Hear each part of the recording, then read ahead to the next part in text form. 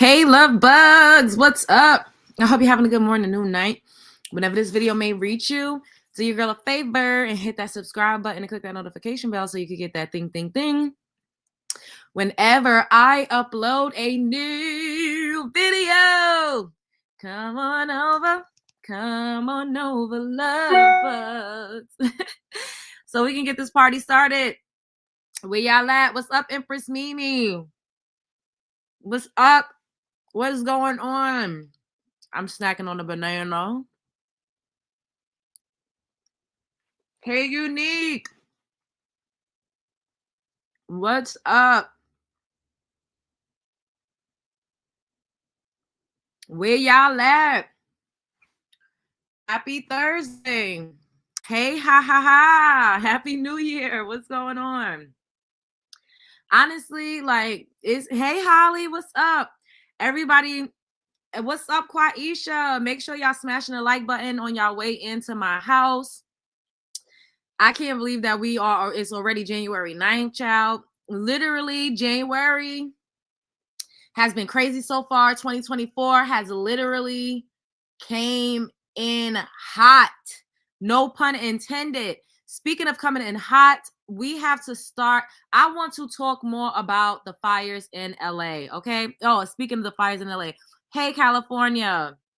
How are you? Are you in LA or is that just your username? First of all, first and foremost, I want to send all of my love, to everybody that is out there. Like, I could not imagine, what you all are experiencing. The video, some of the video footage that we played here on the show last night, like, it is just crazy. A lot of people are losing their homes. I believe the fires has already claimed 5+ lives. People's pets have been lost in the wildfire. Like, it's just literally, it looks apocalyptic in California right now. You said you in Georgia. Okay, you used to live there after college. Okay, good. What's up, Shatara? Hey, Lasia. Hey, Blessed One. Hey, Felice. What's going on, you guys? It looks wild out there. I think this one is the worst ever. Yes. So this is okay. So everyone was speculating on how the fires actually started. Like, that was the big talk of the town. Like, well, how did it start? Like, and no one really could like pinpoint it. Now they're trying to say that it started. Let me share my screen with you all. Hey, Wanda. Now let's head on over to these Instagram streets. They're saying that it started with a tiny backyard spark. Do y'all believe this? A tiny backyard spark. Do y'all see the Hollywood? This looks like a scene out of hell. Do y'all see the Hollywood sign is literally on fire? And they're claiming that this fire that's literally in separate parts all around Los Angeles, in different parts of California, started because a tiny backyard spark. Something is not right. I don't care. I made a video on TikTok and it got reported. And my channel, my page got a strike, y'all, for what I said in that video. So look at this. Shouts out to Neighborhood Talk Fair Use. Neighbors, a small spark in a backyard on the edge of Los Angeles has grown into one of the most destructive wildfires the city has ever seen. The fire began on Tuesday morning, and with a thin plume of smoke when a thin plume of smoke was spotted rising from someone's garden. At first, it seemed harmless, but within minutes, the smoke turned into thick clouds as flames raced across dry grass and plants. In less than 48 hours, the wildfires has burned over 20 square miles, destroying homes, including some belongings to celebrities, and causing billions of dollars in damage. Firefighters are calling the blaze unprecedented as it spreads faster than any fire in recent memory. LA Fire Chief Christian Crowley confirms that the fire likely started by accident, but the conditions in the area were perfect for disaster. Experts explain that the fire was fueled by a dangerous mix of environmental factors. Last year's heavy rains from El Nino help plants grow in abundance. However, when the weather turned hot and dry this year, those plants became highly flammable. Adding to the problem, strong Santa Ana winds, hot, dry gusts, and that blow toward the coast fan the flames, pushing them quickly through the dry vegetation. Scientists in UCLA believe this pattern is a part of what they call hydroclimate whiplash, where weather swings between very wet and very dry conditions. These shifts have created landscape that are both overgrown and dangerously dry, making wildfires like this more likely to happen. As the fire continues to burn, entire neighborhoods from Malibu to Santa Monica are in danger. Thousands of residents have been forced to evacuate, and firefighting crew are working effortlessly to bring the blaze under control, but with no rain in the sight and but with no rain in sight and winds continuing to spread the flames, the situation remains dire. So what I said is that I feel like, them people on the left and on the right, them people that's sitting in them seats, because I got to be careful with what I say. I feel like this is intentional, honestly. Like the fact that there's no water, the reservoirs are dry, the fact that months ago, just months ago, insurance companies pulled out of homeowners insurance policies, cut them off at the legs, cut them at the knees. They also practically defunded the firefighters by almost $17 million. Now, is this a coincidence? Is this really a coincidence, y'all? Is this really a coincidence? Now, I know, people be saying, oh, conspiracy this, conspiracy that, but child, something is not, whether it's smoke, there is fire, literally speaking, literally, no pun intended, but like literally. We all seen what happened in Hawaii, okay? And what the people was talking about, smart cities and stuff like that. Is y'all picking up what I'm putting down? And also, I want to give a warm shout out to Armand Wiggins, because he also posted, wait, before I show y'all this, Armand recently posted on his page that they had an emergency alert nearby where he lives. And it says, this is an emergency message from the Los Angeles County Fire Department. An evacuation warning has been issued in your area. Remain vigilant of any threats and be ready to evacuate. Gathered loved ones, pets, and supplies. Continue to monitor local weather news and the web page for more information. Then he posted this, where pretty much it says, disregard last evacuation warning. It was for Kenneth Fire only. And I wrote, I'd still leave if I could, because WTF, stay safe, Armand. I would still evacuate. That would be so alarming to me. You know what I mean? Like, even if I had to get out of the city or wherever I was, if I could leave for a couple days and get an Airbnb somewhere else, like, because this would scare me. Like, I'm sorry. And then he posted this. And this is from the local news out there in LA, because this is where he's at. 10-15 minutes ago, when they put the evacuation order out for that, by mistake, it went out to the entire of LA County. So everyone in LA County got an evacuation emergency and wondering what is going on, wondering if there's like a new fire they didn't know about. That was in air. That was, so they have since corrected that, but you and your crew may have gotten that also. Interesting that happened 10-15 minutes ago when they put the evacuation. Then he posted this. Once again, shout out. Can they rebuild? Will they rebuild? And what we've been told is that there's a serious issue in this area. Fire insurance, right? The insurance money you need to rebuild. A lot of folks getting kicked off just before this fire hit. Can they rebuild? Will they rebuild? And what we've been told is that there's a serious issue in this area with fire insurance, right? The insurance money you need to rebuild. A lot of folks getting kicked off just before this fire hit. What did he say? Did he say weeks or months? Because I heard months. Within the last 4 months, they've been kicking people out of their fire insurance policies. Do you all think that this is a coincidence? Do you all think, hey, Faith, what's up? Do you all think that this was a coincidence? Exactly, Super Cakes, that part. And we cannot forget, they also recently issued a state of emergency in California for the I don't know if I could, I'm not trying to get flagged, so I'm trying to see what they all for the bird FLU. So all of this has been going on in California since 2025 started. Like literally.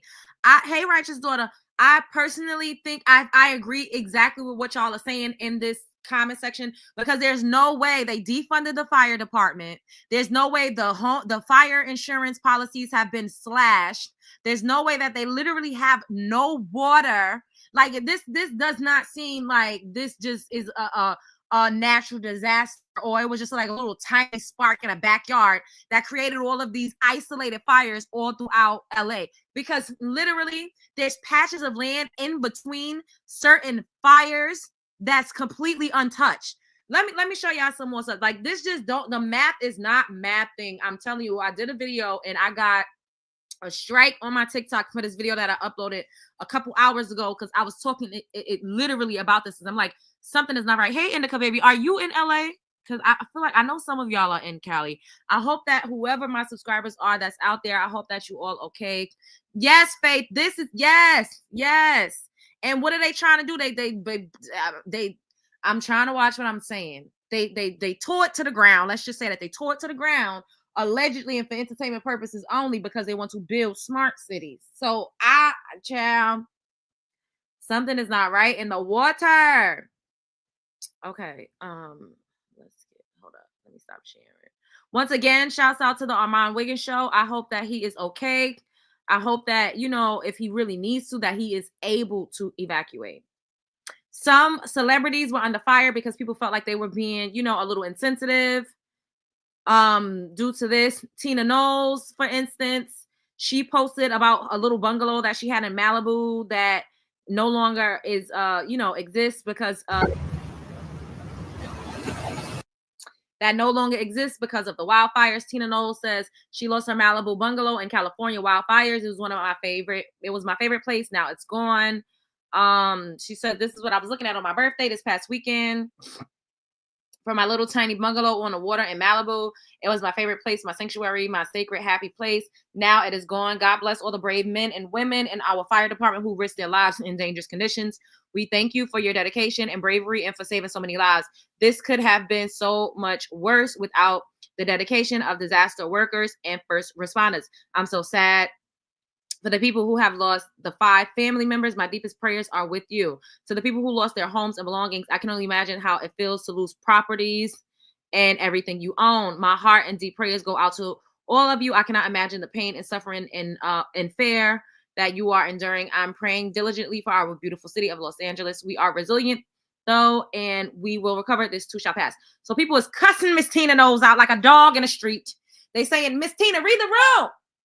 There's people that don't have anything. You can literally pack up and move. You can literally get in a jet, a chopper, a yacht, and go wherever it is that you need to go to one of your other many properties that you own. Like, it's very easy for you to repair.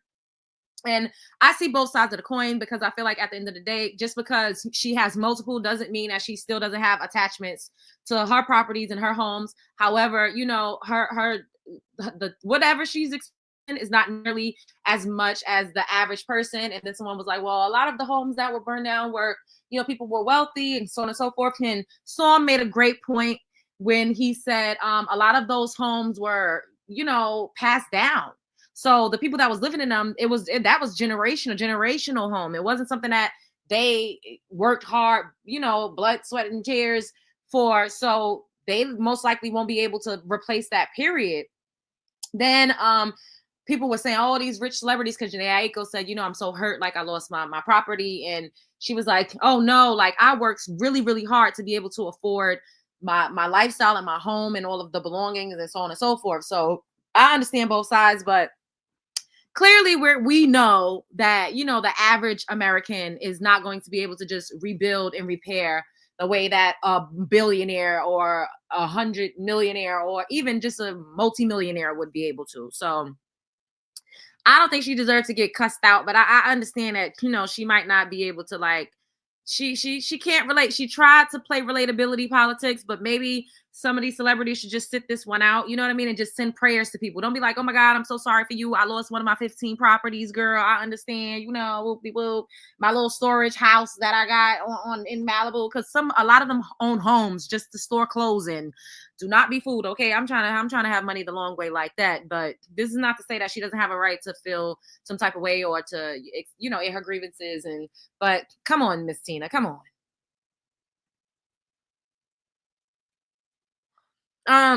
Everybody smash the like button. What's up, Audrey? Hold up.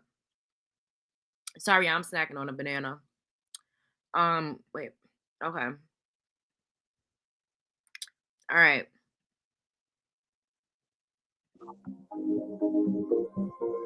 Oh my God, the LA fires estimated to cause over $50 billion in damages, making it the most expensive tragedy in the state's history, you guys.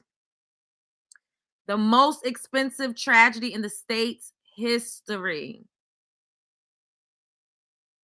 This is insane. This does not even seem real. Like, what is going on?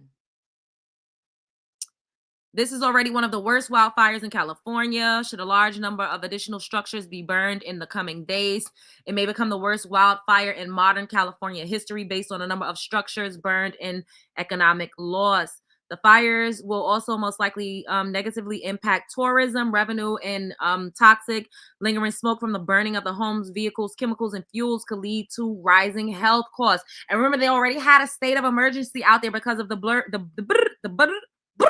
bird illness that's going on, child. Not to mention, some insurance companies began dropping homeowners last year. How the hell they knew when to start dropping the home? See, this is what I'm talking about. The fact that insurance companies was already dropping people, it means that they knew that this was coming. I don't care what anybody say. They knew this was coming. Somebody tipped them off, or this is all a part of a scheme that Todd set up. Because the math ain't mathing, okay? California, and the sky's looking like this, and some weird things about it. So first we start with the unusual dryness. Well, that's because this cloud seeding program, which was augmenting rainfall, stopped. So California got really dry really quick. And before anybody says they wouldn't do it, here's 687 patents on augmenting the weather. Then there was another reporter who talked about how the firefighters have no water at all. Isn't that kind of odd? The other weird one was, look at this fire. It's on one side, and that's on the other, but it's not on anything in between. The other odd part is all these cars blocking the roads. Everybody just got out, started running, which makes no sense, and blocked the roads. And then there's all these videos of the fire jumping from house to house, but not burning anything in between. Check this out. Lawsuits claim faulty PG&E smart meters started their house fire. Could this be the culprit? Then I was doing some more research on smart meter fires. Look at this. Pops up. Tons of them. Interesting. So then I decided to look up what's in the smart meter and check this. Lithium batteries, just like those Teslas which were left out on the street. And when they catch fire, the firefighters can't put them out. Isn't this kind of interesting? Then I decided to go way back to the San Francisco fires. Remember when the tops of the buildings only burned, but everything else remained? Check this. San Francisco Gaslight merges with PG&E. It's been going on for a long time, it seems. So today we're going to hit on the fires in California, and the sky's looking like this, and some weird things about it. So first we start with the unusual dryness. Well, that's because this cloud seeding program, which was augmenting rainfall, stopped. Now, why did they have a cloud seeding program augmenting rainfall, and then why did it stop? And they think that we're all conspiracy theorists when we say that they controlling the weather. They're literally controlling the weather, and now that got to make you wonder about. We covered all of the hurricanes that was happening in North Carolina, the ones that was happening in Georgia and in Florida. And the ones in North Carolina, I think they were like in the mountains. They were in a place where they usually don't ever get water. There was no large body of water. Like, everybody was so confused about the flooding and the amount of damage that happened. Like, whole entire cities was like submerged underwater. Like, it literally was given Atlantis. Do y'all remember when we was looking at a lot of that footage? And everybody's like, oh, naturals is that, like, no, y'all don't think that they're creating, child, they creating these tornadoes and these storms, child. We just got to say, allegedly. I'm just joking with y'all. Y'all know I'm just joking. I'm just hilarious. Now, let's look at this. This looks like a skit to me, okay? This is LA governor. I think that I even feel like the woman that he's talking to is a paid actor. The world is a stage. Stay woke. I'm literally talking to the president right now to specifically answer the question of what we can do for you and your daughter. Can I hear it? Can I hear your call? Because I don't believe it. I'm sorry. There's literally, I've tried 5 times. That's why I'm walking around to make the Why call. is the president not taking your call? Because it's not going through. So Why? I have to get self-service. Got it. Let's get it. I'm going to be here when you call. This is a bold-faced lie. They're lying like a Persian rug. This lady is a terrible crisis actor. I don't believe this. I feel like they set it up to make it look like he's doing all that he could do and he can't get in contact with Joe Biden. That's what this looks like to me. President. I appreciate it. I'm doing that right now. And it's to immediately get reimbursements, individual assistance, and to help you. I'm devastated for you. I'm so sorry, especially for your daughter. I have 4 kids. Losing Everyone who went to school there, they lost their homes. They lost 2 homes because they were living in one and building another. Governor, please tell me, what are you going to do with the president right now? We're getting the resources to help rebuild. Why was there no water in the hydrants, Governor? That's all literally. Is it going to be different next time? It has to be. Has to be. Of course. What are you going to do? I'm doing To fill everything the I hydrants. I would fill them up personally. You know that. I literally. I would fill up the hydrants myself. I understand. But would you do that? I would do whatever I can. But you're not. I see do you know there's water dripping over there, Governor? There's water coming out there. You can use it. I appreciate it. I'm going to make the call to address everything I can right now, including making sure people I'd are like safe. to make sure you do. Can I have an opportunity to at least tell people you're doing it? Do you owe citizens an apology for being absent while their homes were burning? Do you regret cutting the fire department budget by millions of dollars, Madam Mayor? Have you nothing to say today? Have you absolutely nothing to say to the citizens today? Elon Musk says that you're utterly incompetent. Are you considering your position? Madam Mayor, have you absolutely nothing to say to the citizens today who are dealing with this disaster?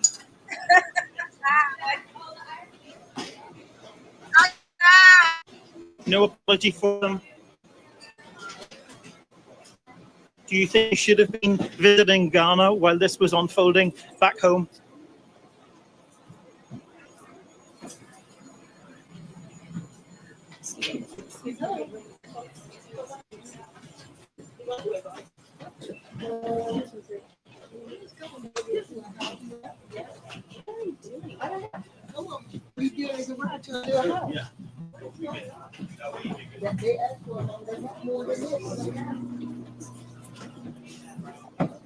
Madam Mayor, let me ask you just again, have you anything to say to the citizens today as you return? No. Hold on 1 second. Madam Mayor, just a few words for the citizens today as you return to deal with the catastrophe.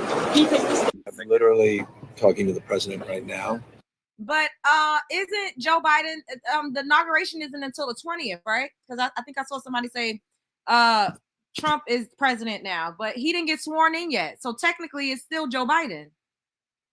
Which, if this is happening now, could y'all imagine what type of trickery and stunts they're going to pull on the 20th? Oh my God, this month is about to be, it's already starting off one for the books. Because Jesus, it's a fire, literally. Let's take a look at the aftermath of the Pacific Palisade fires here in LA. And let's ask the question, guys, what kind of energy does it take to pulverize these concrete and steel buildings, pulverize them to the ground, yet leave these trees all intact? You would think, the trees should be also burnt to the ground with, force like this, directed energy force like this is kind of what I'm thinking and saying. I'm not saying it, but thinking it, you know what I mean? Looking eerily similar to the wildfires that happened in Maui. And what's also interesting is the water was shut off in LA. That's what everyone's saying. The water was shut off, just like Maui was. Now, is that just a coincidence, guys? Is that just a coincidence? Or is something else happening here? Something else happening? Let us know what you guys think in the comments down below. Make sure to like, share, and follow for more. Peace and love. Let's take a look at the aftermath of the Pacific. Does this even look real? Yo, this looks like one of the movie sets out there in Hollywood. Like, literally, it does not even look real, yo. Like, this is, I don't even know, like, I don't know what to say. Like, this is just so insane. Like, I'm literally flabbergasted. I'm at a loss for words. And I excuse me. Okay, I got an update. So Joe Biden is still technically the president.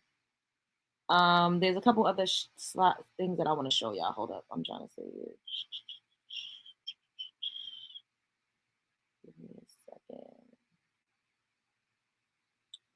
because they allegedly, well, not even, I don't even know if it's alleged, but there has been a new package, some money relief for Ukraine that has been approved.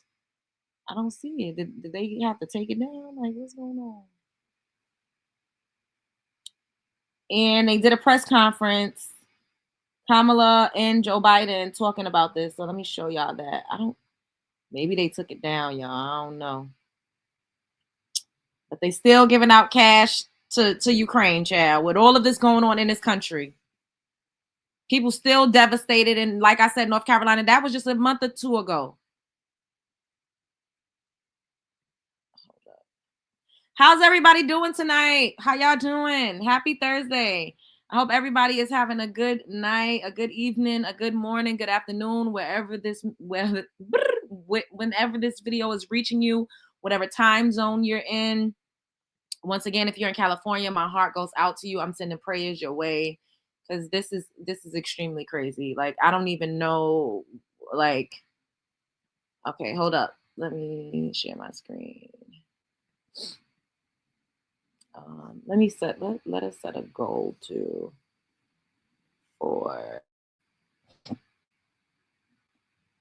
hold up, y'all.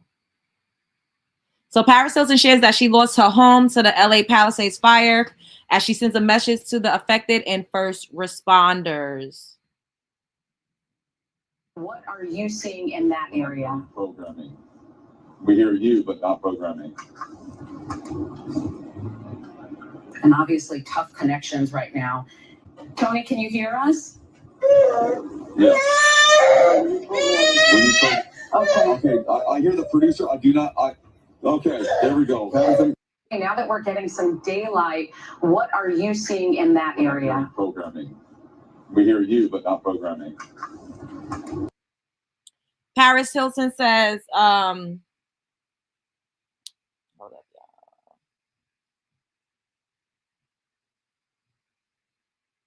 Paris Hilton says, heartbroken beyond words. Sitting with my family, watching the news and seeing our home in Malibu burn to the ground on live TV, something no one should ever have to experience. This home was where we built so many precious memories. It's where Phoenix took his first steps and where we dreamed of building a lifetime of memories with London. While the loss is overwhelming, I'm holding on to gratitude that my family is safe. My heart and prayers are going out to every family affected by these fires.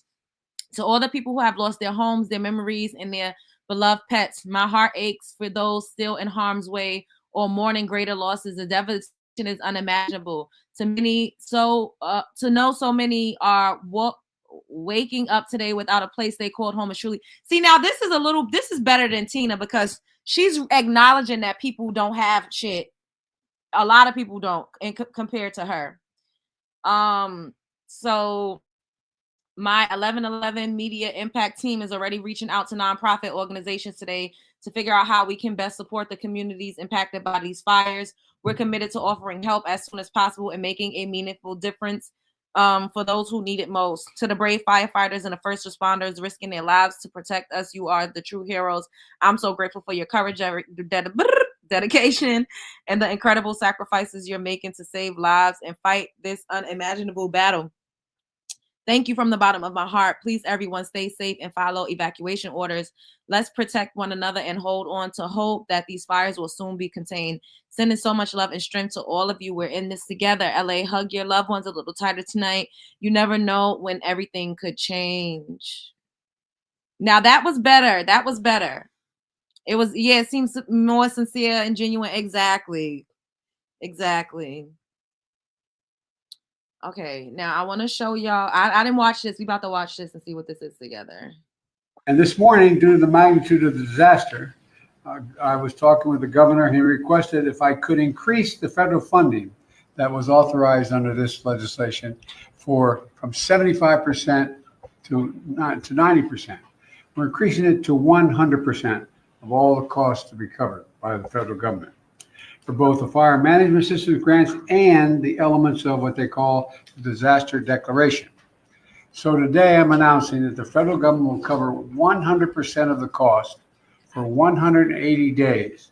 This is going to pay for things like debris and hazard material removal, temporary shelters, first responders' salaries, and all necessary measures to protect life and property.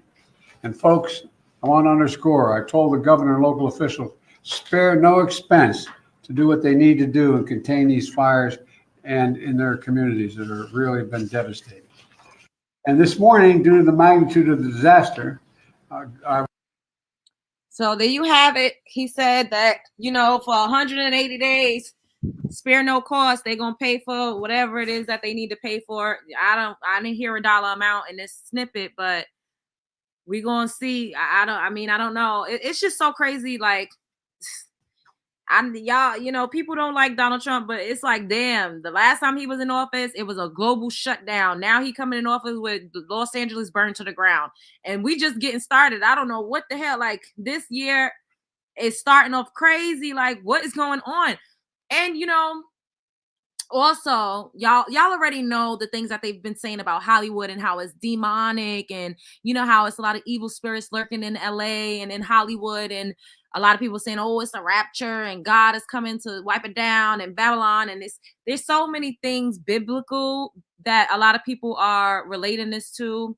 And I personally feel like I don't know, because I want to say that maybe all of that is true, with all of the ritualistic sacrifices and all of the crazy evil things that has gone on in California. However, when it is rebuilt, because it will be rebuilt, who's going to do the rebuilding? The very same people that made it evil in the first place, right? I mean, I don't know. We'll see. This part, still asking for that part. Yes. January ain't over, and it's a whole show globally. I'm worried for the state of the world in the incoming months. Amberella, we just getting started. That part, like, we literally just getting started, and the inauguration didn't happen yet. People going to act a plum fool on January 20th, child. I don't know what's going to happen January 20th, but everybody need to hide your kids, hide your wife, okay? Because the way things are going out here, I have no idea. I don't know what to expect. I did not expect this. And somebody said half of the world is they said half of the world is freezing and the other half on fire. But honestly, half of America is freezing. Like, it's literally been like 10 and 20 degrees out here. And then on the other side of the country, it's literally on fire. Like, and then another part of the country is underwater. Like, I don't know what the hell. Child, this is crazy. It's crazy. Okay. Everybody up in here, smash the like button. Can we get 10 more likes? Everybody up in here, smash the like button, because I need to squeeze my tiny ass up in this algorithm, child. Can we get 8 more likes? Everybody up in here, smash the like button. Smash the like button, okay? Like, I wanted to come and talk about this a little more with y'all, because I just feel like this, like, something is just really not right. Like, I don't understand what's happening. I mean, and they would say, oh, you a conspiracy this and a conspiracy that, but it's like everything that a conspiracy theorist said is coming is coming into fruition. So who's really the cuckoo for Cocoa Puffs here? The people that's actually believing what we see in the media and on, oh my God, I'm like stumbling over my words, Shell. And on all of these news outlets, or do we believe people that are seers, that's prophetic, that literally can see beneath the veil? Because there was all this man that I want to show you that was going around for months telling everybody to evacuate California. I don't know if y'all saw this man, but he literally, I think his name was Drew Vision or something like that. He was in California. He went from Georgia to California, and I was seeing this man all on my FYP, and everybody kept saying, this man is crazy. What the hell is this man talking about? Where is this man? Because, baby, I need him to tell us what's going to happen next, okay? That man literally was all over California on foot, telling everybody that would listen, y'all need to evacuate California. Something bad is coming. I think his name was Drew Vision, or what was this man's name? Dang, I feel like I saved some of his stuff, but this was a long time ago, but I remember seeing this man. Do any of y'all remember seeing him? He literally was walking around, a black man, saying, evacuate California, something is coming. And then when it was a small earthquake, he was like, see, I told y'all something was coming. And I'm sure now that this fires, because it was like an earthquake in Cali, I feel like a couple months ago, like maybe in September or something like that. I don't know. But let me see, man. Evacuate California. I remember seeing this man.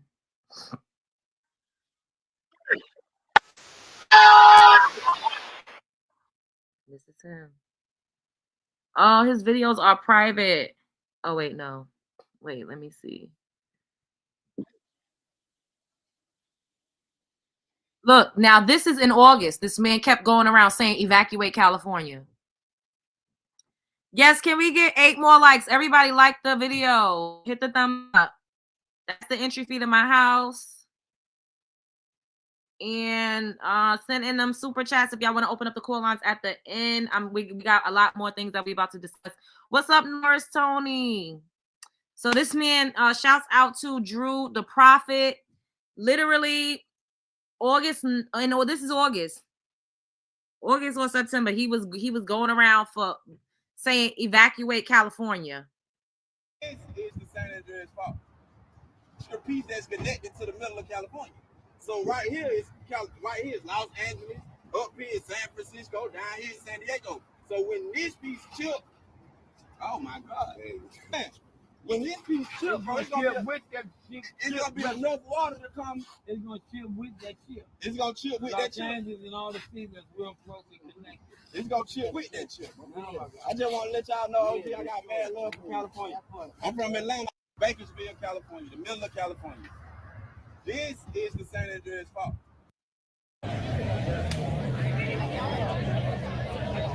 Is he back? This was in September. He was in California telling everybody to get the hell up out of there. He traveled from Atlanta.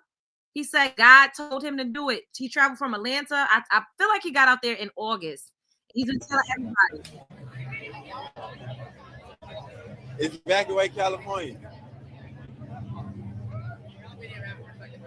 I gotta re-download my Instagram. You on TikTok? No, sure.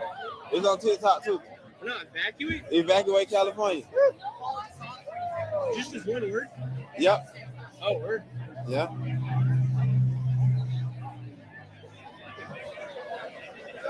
Do you know about the San Andreas fault? Yes. Kind of. Yeah, okay. That's what it's about, bro. It's gonna shift. And it's gonna split the land. And tsunami gonna come and cover all of this up. Yeah, bro. I know. See, he was talking about a flood too. Oh, bro. I know. And hopefully not soon. Bro, soon, bro. Listen, bro, soon, bro. It's the only reason it's soon because nobody is expecting to leave. So it don't matter if it's a year, 2 years, people still is not planning to leave. You get what I'm saying? So I guess I wouldn't leave the first one. No. It don't matter. It doesn't matter who leave or not. I just gotta get the message out. I respect you. Get what I'm saying? I feel you, guys. You know what I'm saying? I'm not here to make nobody leave. I'm just here to deliver the message. You get what I'm saying? Yeah.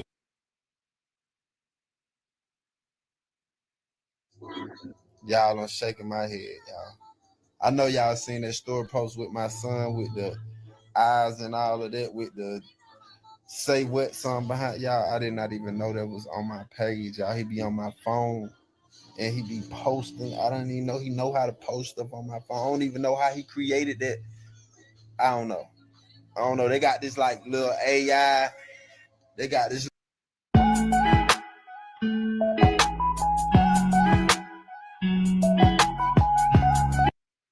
Two, three, evacuate! 2. Hello, guys. Everybody smash the like button on your way in. Why do you think these celebrities are building multi-million-dollar? That part. And I was talking to Storm earlier, and he was like, yo, why Kim Kardashian is out here trying to sell Skims when California is on fire? I'm like, child, I don't know. But she definitely got her underground bunker. She absolutely does. I don't know, y'all, but this I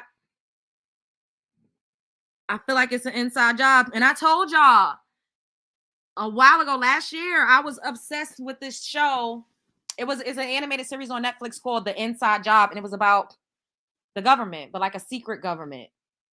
And if you have not watched it, I don't know if it's still on Netflix, but watch that cartoon series. Like, y'all gotta watch The Inside Job. You have to watch it. Okay, so I really wanted to talk about that, but we're about to pivot.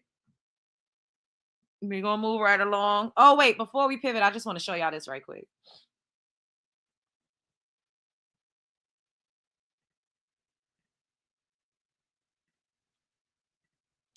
Once again, shouts out to Spiritual World, Fair Use. Biden administration announces another funding package for $500 million for Ukraine before leaving office, while California faces historic losses from wildfires. The Biden administration has announced a $500 million aid package for Ukraine in its final days, highlighting ongoing support amidst the conflict with Russia.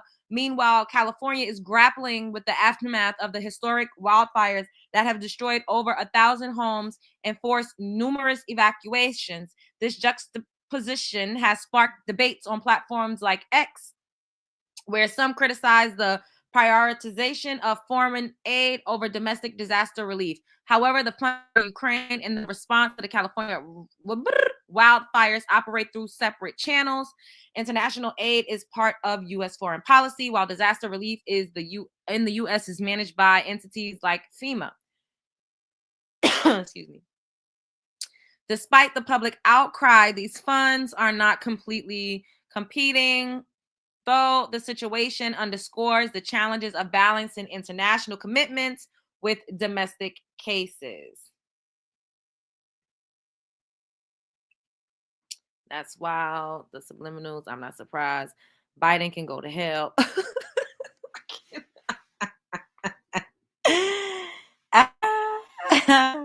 Hey, son. Those areas are slated for a smart city. We said this, Aurora. I literally said this earlier. Hey, Pisces.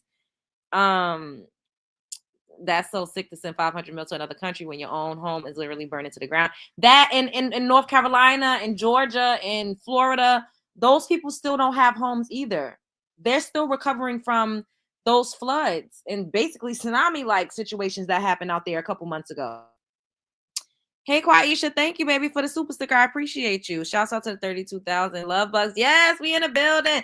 35,000 by Valentine's Day. That's the goal. We on the way to 35K subs. It's up in 2025. Also, prayers to everyone in California and surrounding areas.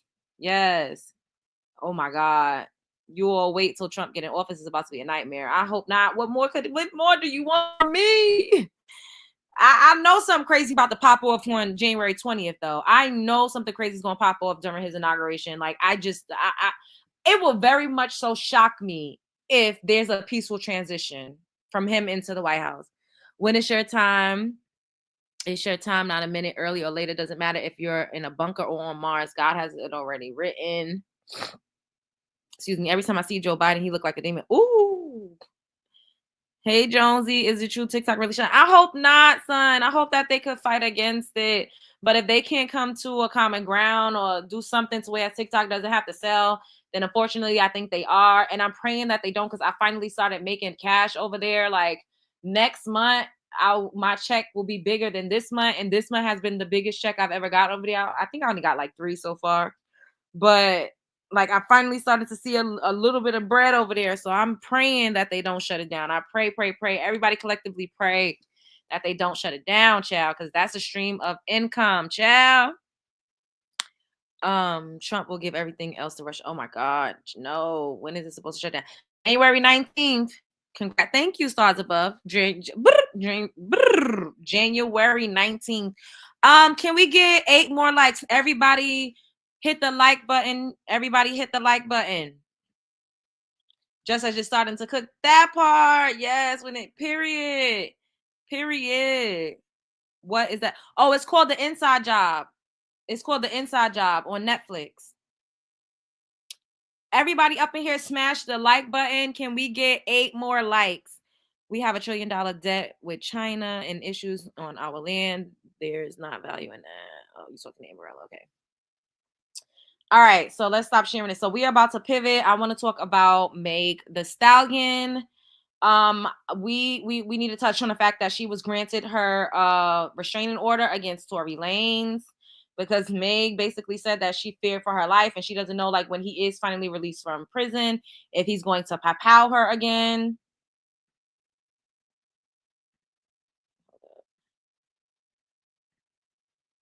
Shouts out to the Neighborhood Talk Fair youth. Megan Thee Stallion feels like Tory Lanez may pow her again. Maybe this time I won't make it.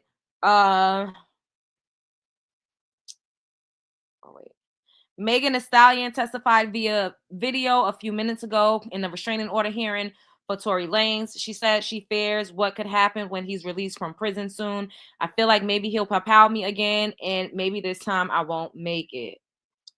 We are on a break while Judge Bloom decides what to do. He definitely sounds like he's going to issue the restraining order against Lanez that Megan wants. Seems to the court that there is ample evidence of harassing conduct dating back to at least July 2020. The judge said Lanez isn't eligible for parole until September 2029. The restraining order Judge Bloom is issuing will be in effect for 5 years through January 9th, 2030.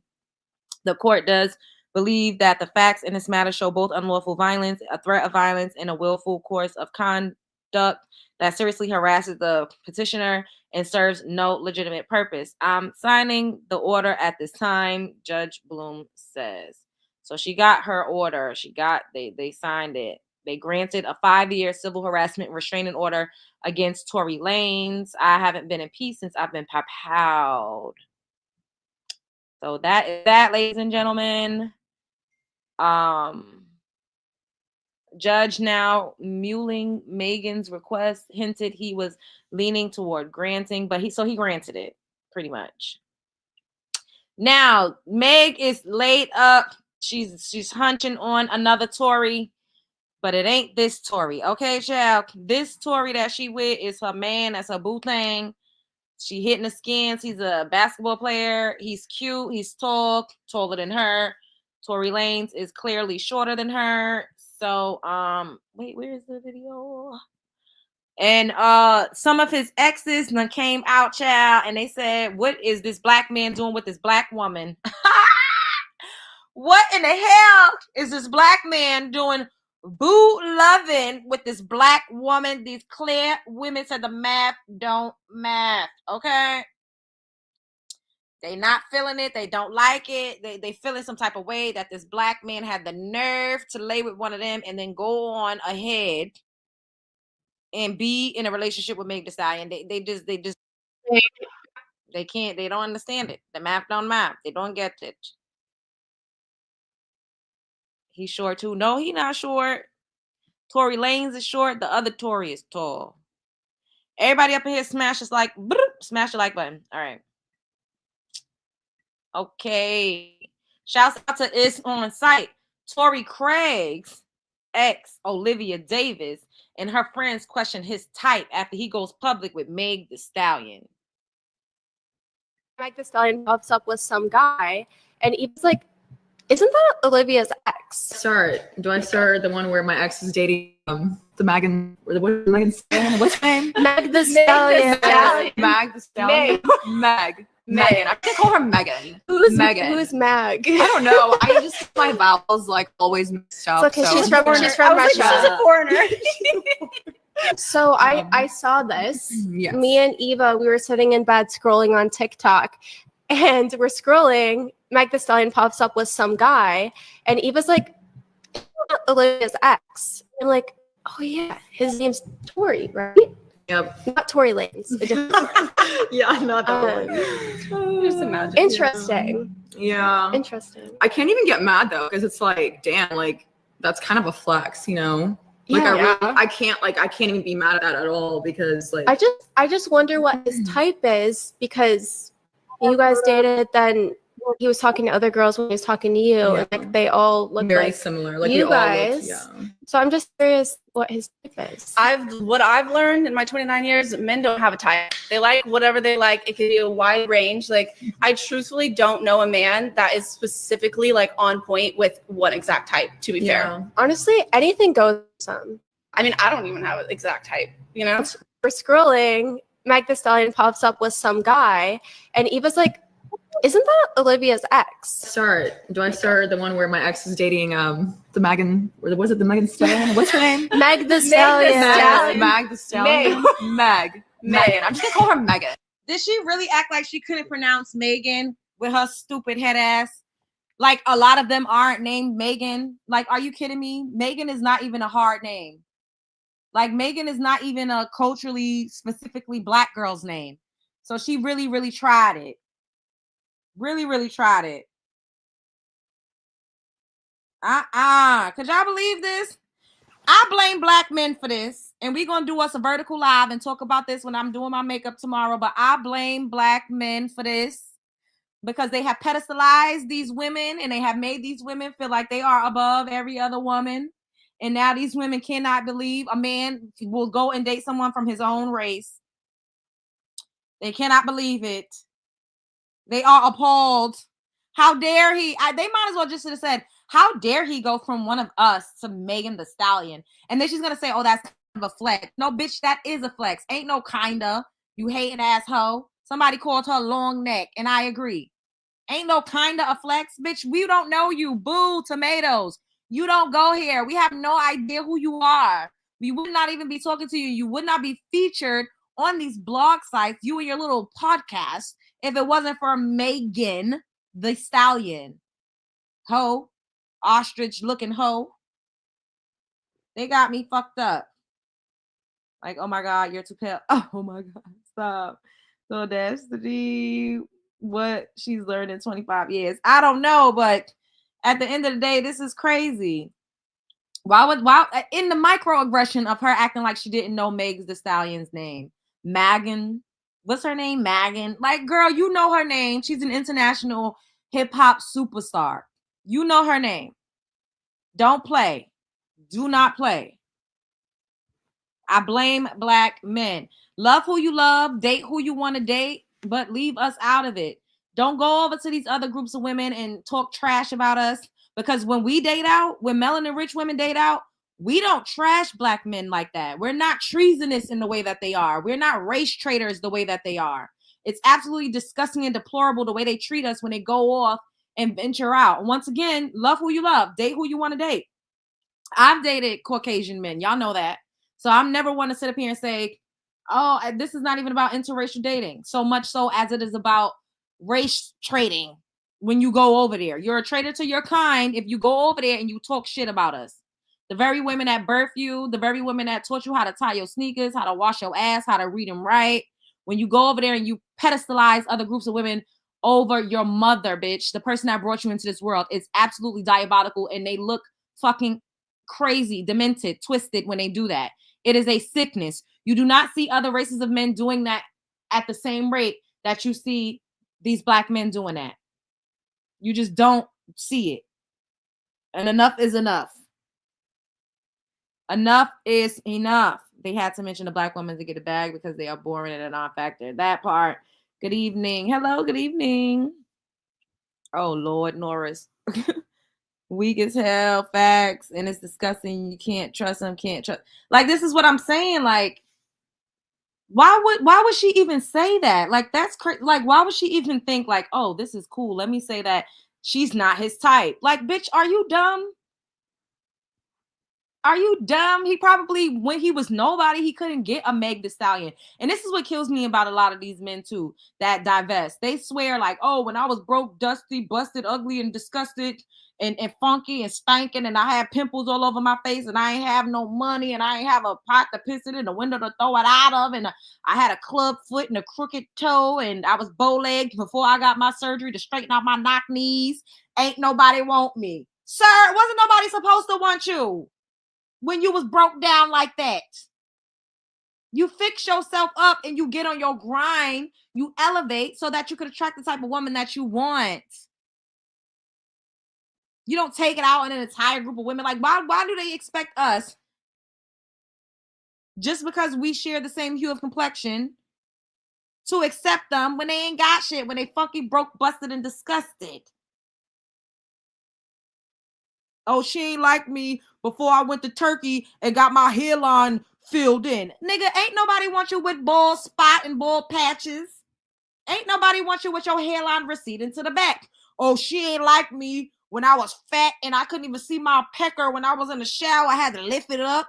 Don't nobody want that. When you sleeping with the man, all y'all can do is you got this rhyme every time y'all screwing because he can't do no other positions because he big as a goddamn house. Don't no woman want no man that can't see his penis. So of course, once you level up and you look better, then you will be able to attract more women. Like, what is wrong with these men? Oh, because when I was in high school, they used to tease me and they didn't want me when I had braces.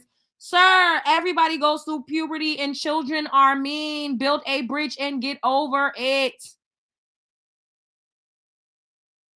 They use all of these stupid excuses. And I'm annoyed. I'm annoyed. Once again, I've dated outside of my race. Y'all know that. And I've got called a bed wench and every goddamn thing but a child of God. And you know what? That's okay. I'm not against people dating outside of their race. I feel like you can do whatever it is that you want to do. It's okay with even having a preference. However, what I am against is when they do that, they take their funky asses over there and disrespect us and talk crazy and pedestalize other groups of women and allow other groups of women to feel like they could talk shit about us. That is what I don't fuck with. I just don't. Point blank, period.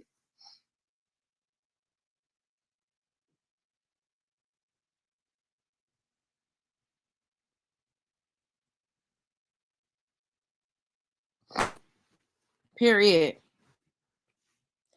Period. That part, Quaisha, they think that black men don't like black women. Like, are y'all crazy? Like, ho, is you cool? Ho, is you cool? That's like me being offended that if the clear men that I dated actually like Caucasian women. Like, what the hell? Why would I be offended by that? That's stupid. Or that's like me dating an Asian guy and I'm like, oh, I didn't know he liked Asian women. Like, bitch, ho, is you cool? I didn't know that was going to be his type. Bitch, that's who he come from. What in the hell? I blame black men for this motherfucking catastrophe that's going on. Because they don't got to take their funky asses over there and do that. They could just go over there and have them a good time, do whatever it is that they want to do. They're so obsessed with us that they cannot leave us out of it. That's just how that works. They can't leave us out of it because they're obsessed. Just like passport bros. They go over there, they get other women from other countries, and they talk about American women. You're obsessed with American women. You're obsessed with the very women that you come from. You're obsessed. Because if you was truly happy going to Thailand and to the Philippines, you would not be getting up here saying how all American women are lazy and gold digging whores and every American woman and my wife is Americanized. You wouldn't give a damn what we was doing. You wouldn't care. Pack your bags and leave and don't come back. Period. I blame men. I blame niggas. I blame the niggas. I blame the niggas.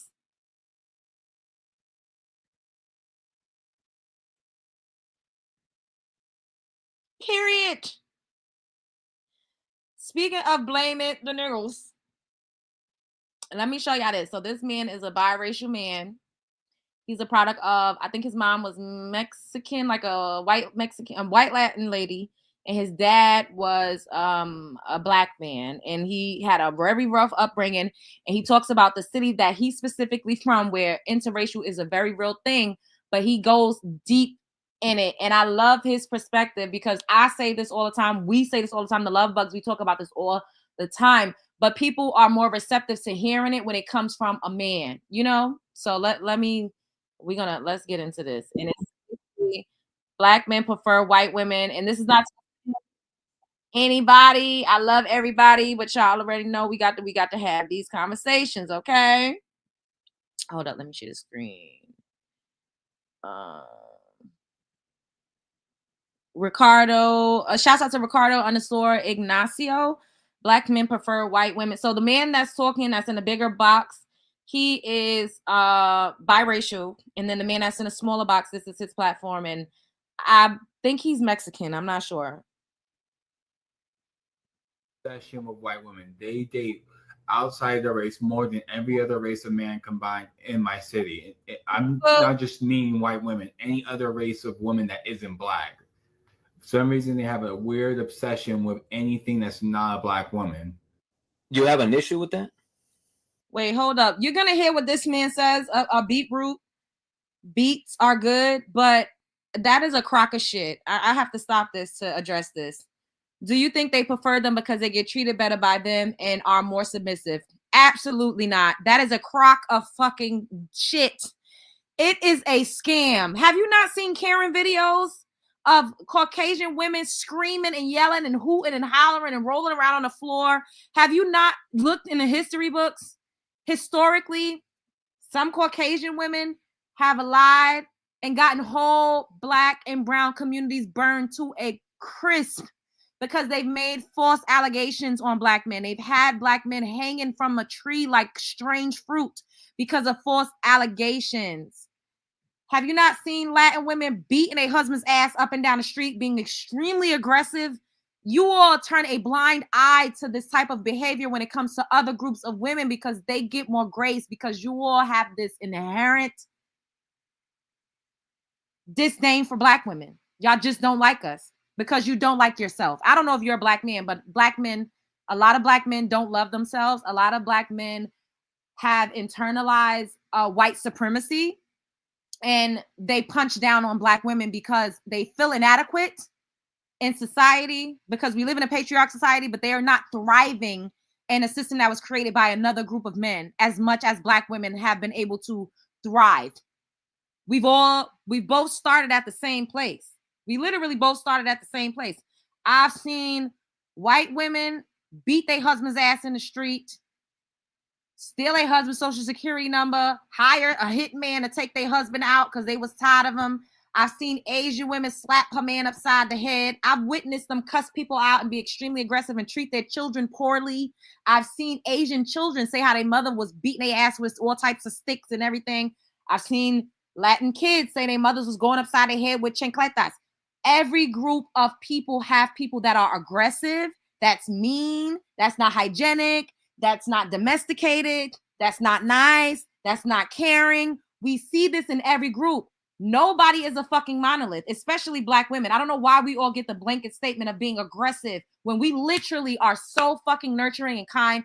We put everybody on our back and we often prioritize and center other groups of people above ourselves. And this is why people are so up in arms at the very idea of us starting to decenter they motherfucking asses and prioritize and put ourselves first. And because we are doing that, everybody else feels offended. They feel threatened. They make all of these nasty claims about us that is far from the fucking truth. And I'm not saying that some of us aren't aggressive and won't beat your ass down to the ground, because that absolutely exists.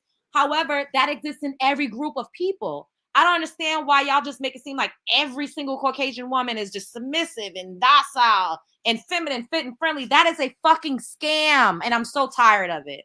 There are black women right now that's taking care of black men by the fucking droves. They're begging for these men to even just pay the fucking light bill. They won't do it. The men won't change the children's diapers. The men won't help the kids with the homework. The men don't even know who the hell the teachers are. They don't know shit about their children. And not motherfucking all, bitch. Not all, okay? However, there are way more instances of black women taking care of black men than there are instances of black women that is just a gold digging 304, flew the fuck out of town, Birkin bag, wearing crab leg every night, eating hot, flaming hot Cheetos every goddamn day, ain't got a job. That is a scam. The fact that y'all even feed into these stereotypes when your motherfucking mother and every single woman in your family probably works, has a career, has reared children on her own, is diabolical.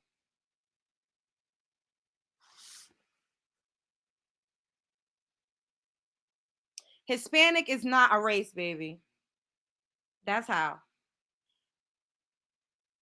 Thank you, stars above. The ID network shows clear white YT women be anything but submissive. Watch Snapped. Hello. Thank you, Quaisha, for the super sticker. Thank y'all. These men want black women to be inferior so bad and for no reason. Now they are mad like that NBA player's ex because the narrative is changing. Black women keep being beautiful and demure. Period. Yes, ID channel. It's no better. A lot of us are choosing ourselves. That part. It's not European. Well, there are some, you know, I mean, race is a social construct anyways, but it's based off of phenotype, you know, features, hair texturism, featureism, like all of those things kind of make up race. Race is more about how you look. It's a culmination of things as opposed to just like what your roots are all the way genetically down the line, because somewhere down the line I have an Irish grandfather, but you wouldn't look at me and say, oh, that's an Irish woman. Y'all already know. Okay, let me finish playing this. I'm sorry. I just had to go off. Y'all know I'm passionate. And they'll get up here and say, she's angry, she's bitter, she's aggressive, she's loud, she's ratchet. No, I'm passionate. We have range. Stay woke, bitch. Yeah, because they create a lot of kids that they don't take care of. Half their children flood the foster system. Their children, mixed kids, outnumber black kids in the foster system by a significant amount, and they don't come for their kids. Your father's Black American. Your mother is a white woman of Mexico. Yes. So you are actually the product of a black man dating or mating with a white woman. So more of a one night stand. It was a one night stand? Yeah. Oh. In your opinion, at least, from what you understand, why do you think that is, that in your opinion you see most black men going for non-black women? In your opinion, why is that? Inferiority complex. The women they get with aren't quality. Even if they look good, they have such horrible behavior patterns that no man in their right mind would want to be with them. But black men don't care, and they'll get with a woman that has the same behavior patterns that they claim black women have. But since she's not black, they don't care. Do I not say this shit all the time? Are we not always saying this all the time? Y'all heard this man say it. Since she's not black, they don't give a fuck. Those standards go out the window. The looser the hair texture, the lower the goddamn standards. It just is what it is. It's unfortunate. And not every black man thinks this way, but a lot of them do. And I miss Cynthia G in that Who They Really Choose segment that she used to do. Shouts out to Cynthia G, because baby, in these TikTok times, she would have been soaring. Yeah, I understand what you're saying. It's kind of like there's this thing that I hear where, you know, there are some black American YouTubers that complain. Literally, they built a platform complaining about black women, that they have attitudes, they are this and that. But then when it's a Latina or a white woman that are these ways that they don't like black women to be, it's considered sexy on them. Yeah? Yeah, pretty much. And they also create the men they hate. They hate light-skinned men. They're envious. Light-skinned men have the ability to attract other races of women easier than they do. They don't get the top of the litter. Especially, I'll give you an example. Hispanic women. And remember, a prime example of this was when we watched the NBA draft pick that one year. I don't remember if it was last year or the year before. And everybody was biracial. All of the players were biracial. And black men were up in fucking arms. It was like, where's the black men? Oh my God, all of these biracial, well, they all got a white mama and a black daddy, or some of them is just fully white, or the daddy and the mama is both biracial. They were up in arms because they are not okay with biracial men, but they love biracial girls. So as long as they want their sons to be dark, and they love it when their daughters turn into the very women that they tend to fetishize. Thank you, baby. Thank you, Amberella, for the super sticker.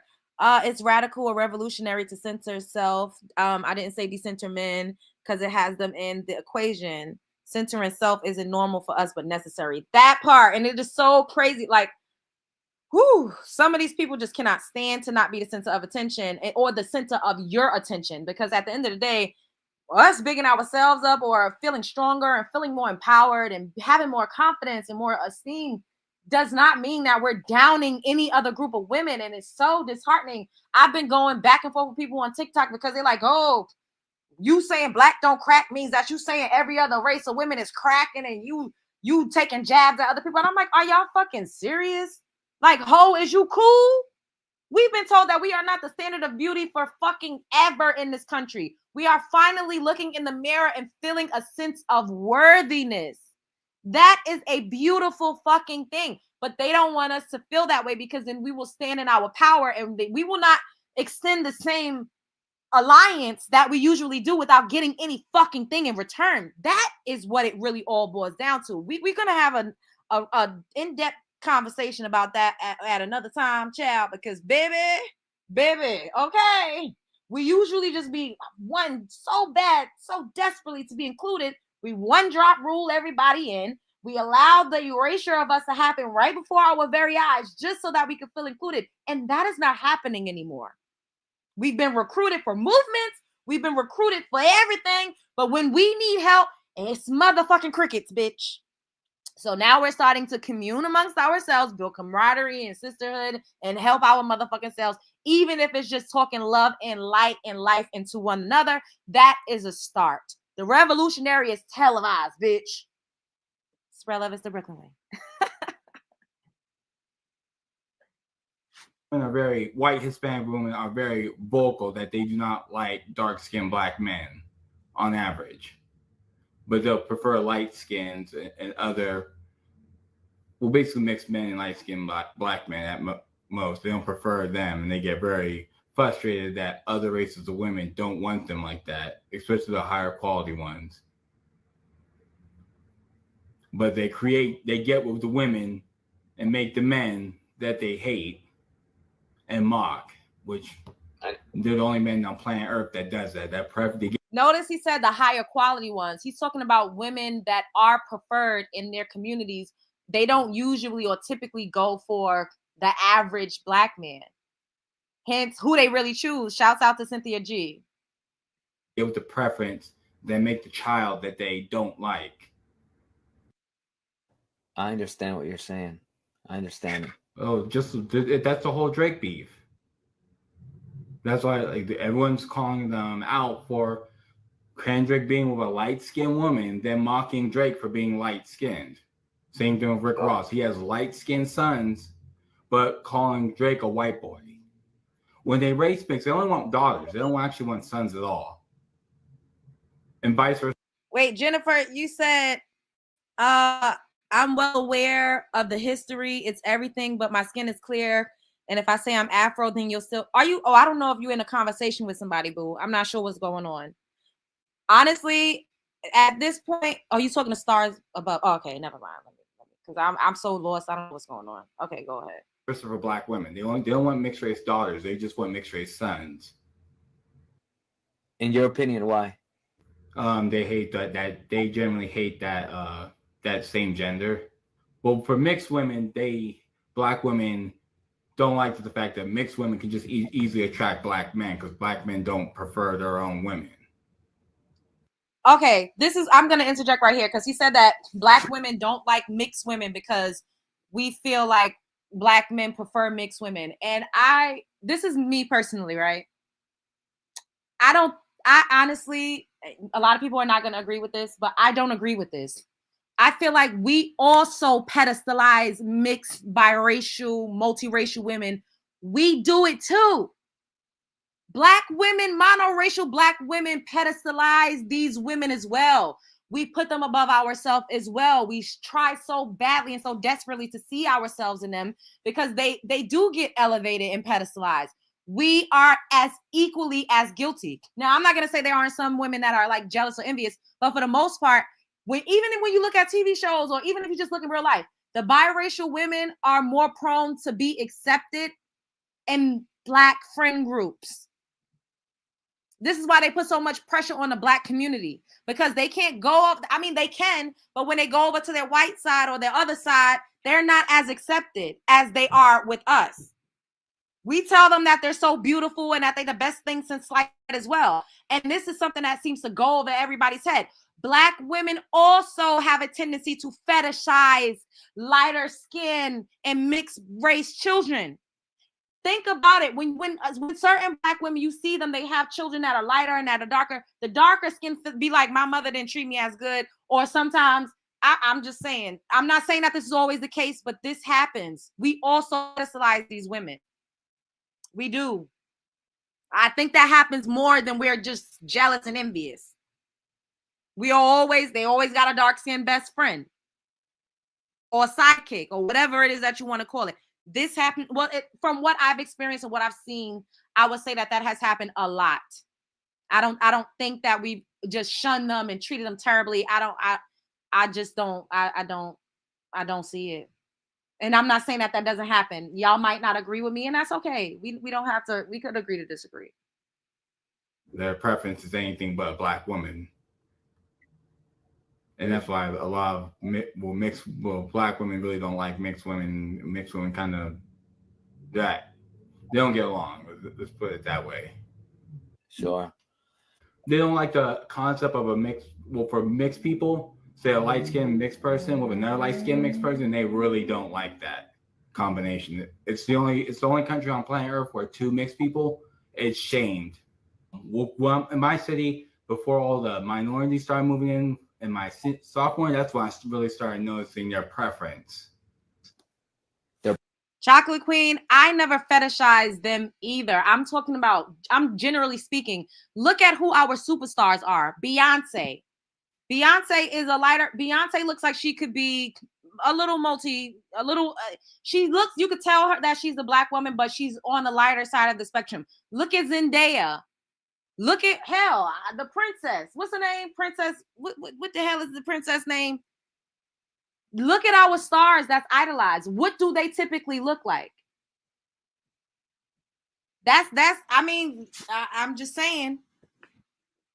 It's not even a conscious thing all the time. Even Nicki Minaj, she has a certain look. Rihanna looks a certain way. Cardi B. We're now getting in a day and age where monoracial Black women are starting to shine a little more. We got to be honest about that. At the very least, we can acknowledge that fact. The way that it happens in the industry, it happens in real life as well. Preference. Well, let's talk about this preference. Right? So in your opinion, or at least your experience and from your perspective, where you grew up in your city, most Black men were going for anything and everything but Black women. Yeah. Right? Yeah, anything that's a dark-skinned Black woman. Right. So they're okay with Black women as long as they're not dark-skinned. Yeah, as long as they look mixed race, as long as they're not full, unambiguous. There's no real mixture happening. Sure, I understand. What's interesting to me about this is it's very complex, man, because you see, when you describe this, it's kind of like you're describing a people that prefer anything but their own women, right? However, the product that creates is what they envy or hate, as you put it. Yeah. Because from what you're describing, because I've never heard this before, but from what you're describing, Black men are jealous of light skin or mixed Black men. Yes. But yet, due to their snow bunny chasing, it literally creates what they don't like. Pretty much.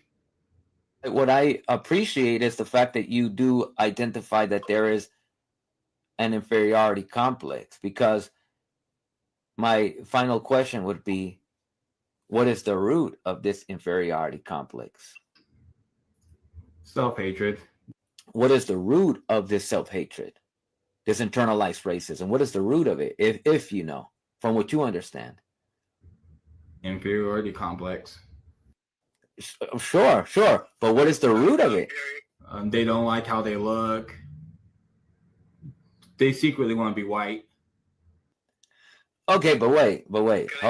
So you see what you're giving me is aftermath of having inferiority complex, internalized racism. You're giving me just the effects of internalized racism. What I'm asking you is, what is the root of a people suffering from internalized racism, if you know, for what you understand? Well, mainly that. I mean, there is a historical slavery element. Slavery. They were treated subhuman. The black men have an obsession. Let me see if there's a part 2 to this. No, that must have been from one of his lives. Okay. All right, let me see if there was something else I wanted to show y'all. How's everybody doing? Make sure y'all smash the like button. Oh my God, I gotta show y'all this, and then I'm gonna open up the call lines for a little bit. If anybody want to come in, chime in on any of the topics. Keep if y'all want to. We didn't reach the quota, but that's okay. We've been doing good on the super chats. I appreciate y'all so much. I love y'all. Thank you for the support. And subscribe to the channel if you're not already subscribed. Welcome to the Love Jones Show. Okay. So Ripper World, this is his page on TikTok. He says he's only talking to 10s now. Ain't on cap as an attractive man. Shawty, you gonna have to show me. What, like, I'm not showing you nothing. This is where I fucked up, y'all. I decided to give a 6 a chance. Shawty, you not bad. And the fact I gave you a chance is mind-boggling. Whatever the hell you say. First thing first. Not mind-boggling. I cannot. First, she talking about, I feel as if I don't just want to eat and go out and do this, do that. What do you want to do? And then she talking about we've been talking for months and you ain't putting up no groceries. You don't plan dates. Shawty, you're never free and you're a 6. So I know you plotting and I know you doing some wild shit. It's the fact I can't trust a 6. So I gotta go out 10. 2025, gotta go out 10. I don't care if it's a challenge. Ain't on cap as an attractive man. Shawty, you gonna have to show me. What, like? He got a nose ring. He said with that book in his nose. He got a nose ring. These men be having the audacity. Oh my God. What do y'all rate him? I'm not showing you nothing. This is where I fucked up. What y'all rate him? Let me see what y'all rate him. What do y'all rate him? I gotta see. He look like he stink. I cannot. A 0. This poodle is a 5 at best. Oh my God. A 3. He said as an attractive man. 2. That's a 0. He need a retwist. A big toe. I cannot. A -10. Y'all are hilarious. A -1. What's up, PJ? They are delusional because what? He said y'all think he could pull a 10? Not a -10, a -5. Y'all think he could pull 10s?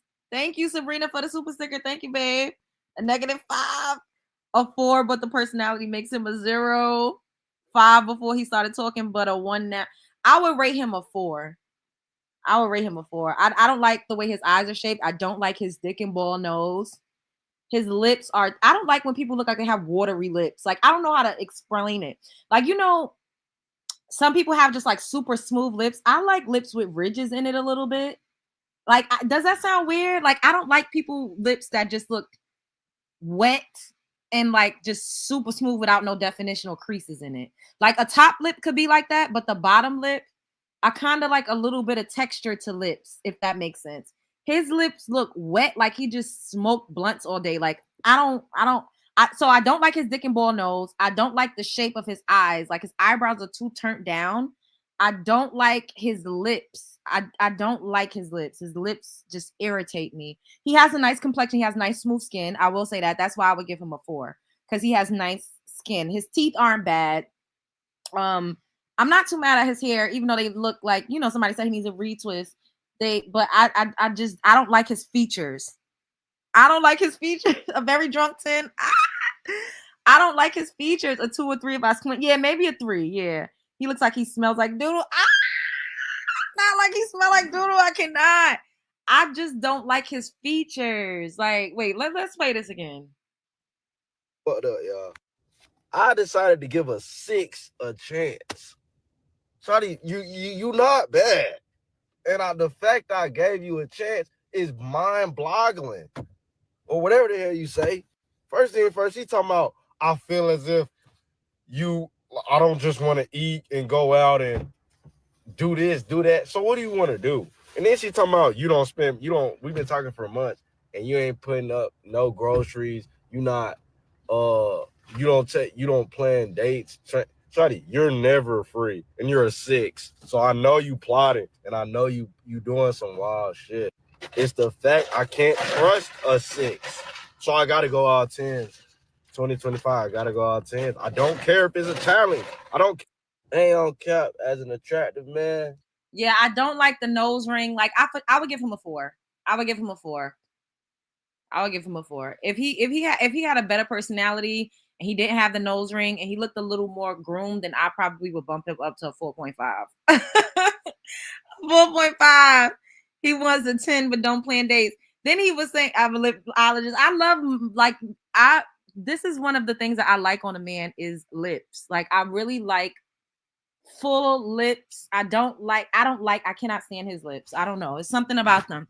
But I like full lips. I like a fuller bottom lip. Like I feel like you have to have some definition in your lip, like ridges. You know what I mean? Like smooth lips are okay, but I just like lips that look like they have texture, if that makes sense. Not like crusty lips, but lips like mine. Lips like mine. Lamar Blockland. Nah, he looked like he's sleeping in a tent. Did y'all see the man that sleep in a tent? Like, I gotta show y'all that again. Not Chap Red Velvet. Y'all know lips that got texture, not Chap lips. His lips are too smooth and they look wet to me. Like he licked them all day. I don't like that. I don't like wet looking like lips that I don't know. I'm trying to explain it. Like I just don't like his mouth area. But wait, I gotta show y'all this man again. That y'all said somebody looked like they lived in the tent. Chat. Do I have it saved? No. Oh yeah, I do. I think I played this, but I'm about to play it again. I'm about to play it again because y'all brought up a tent. I want lips that look like he uses yeah, I like that more than like wet looking lips like you just lick them all day. Like I don't like that. That's disgusting. Yeah, like use some chapstick or something. A little lip, a little lip balm or something. Like don't have your lips all dry and crusty, but I don't know. I'm weird, y'all. Look at this man. Scar in the Woods explains what type of woman he is looking for to be able to live in his tent in the woods with him. All I need is a beautiful wife that listens. You know what I'm saying? I'm not saying you can't have your own mind, but you gotta listen. You know what I'm saying? You gotta know that I'm the head. I don't care how tall I am towards you. I done had them all. I done had them tall, short, fat, skinny, dumb, smart. I done had them all. You feel me? So it's not about that. It's about, is you gonna be here when it get rough? You know what I'm saying? Is you gonna stay or is you gonna leave? You know what I'm saying? Like at the end of the day, people make mistakes. You feel me? So I don't need a lot. All I need is a beautiful wife that listens. You know. Why is he looking for a wife in a tent in the woods? Yo, and we keep coming across these videos of literal homeless men talking about what they want in a wife and how they want their women to love them for them and to listen and submit. You cannot make this up. Sir, you is homeless. And I'm not knocking the homeless because sometimes people do fall on short times. But as a man, if you're homeless, you should not be looking for a woman. You should be looking for a job. You should be looking for employment. You should be looking for a shelter. You should be looking for some place to live. Not talking about what you're looking for in a woman and she need to listen to you. Sir, who is listening to you in the woods, in a tent, in the woods? Jesus, we cannot make this up.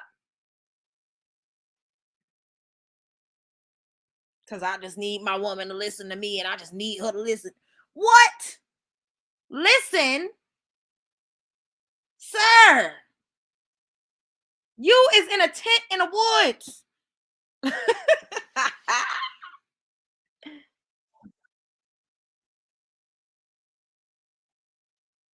Oh, we got to look at another child support video before I open up the call lines. Y'all already know how this go.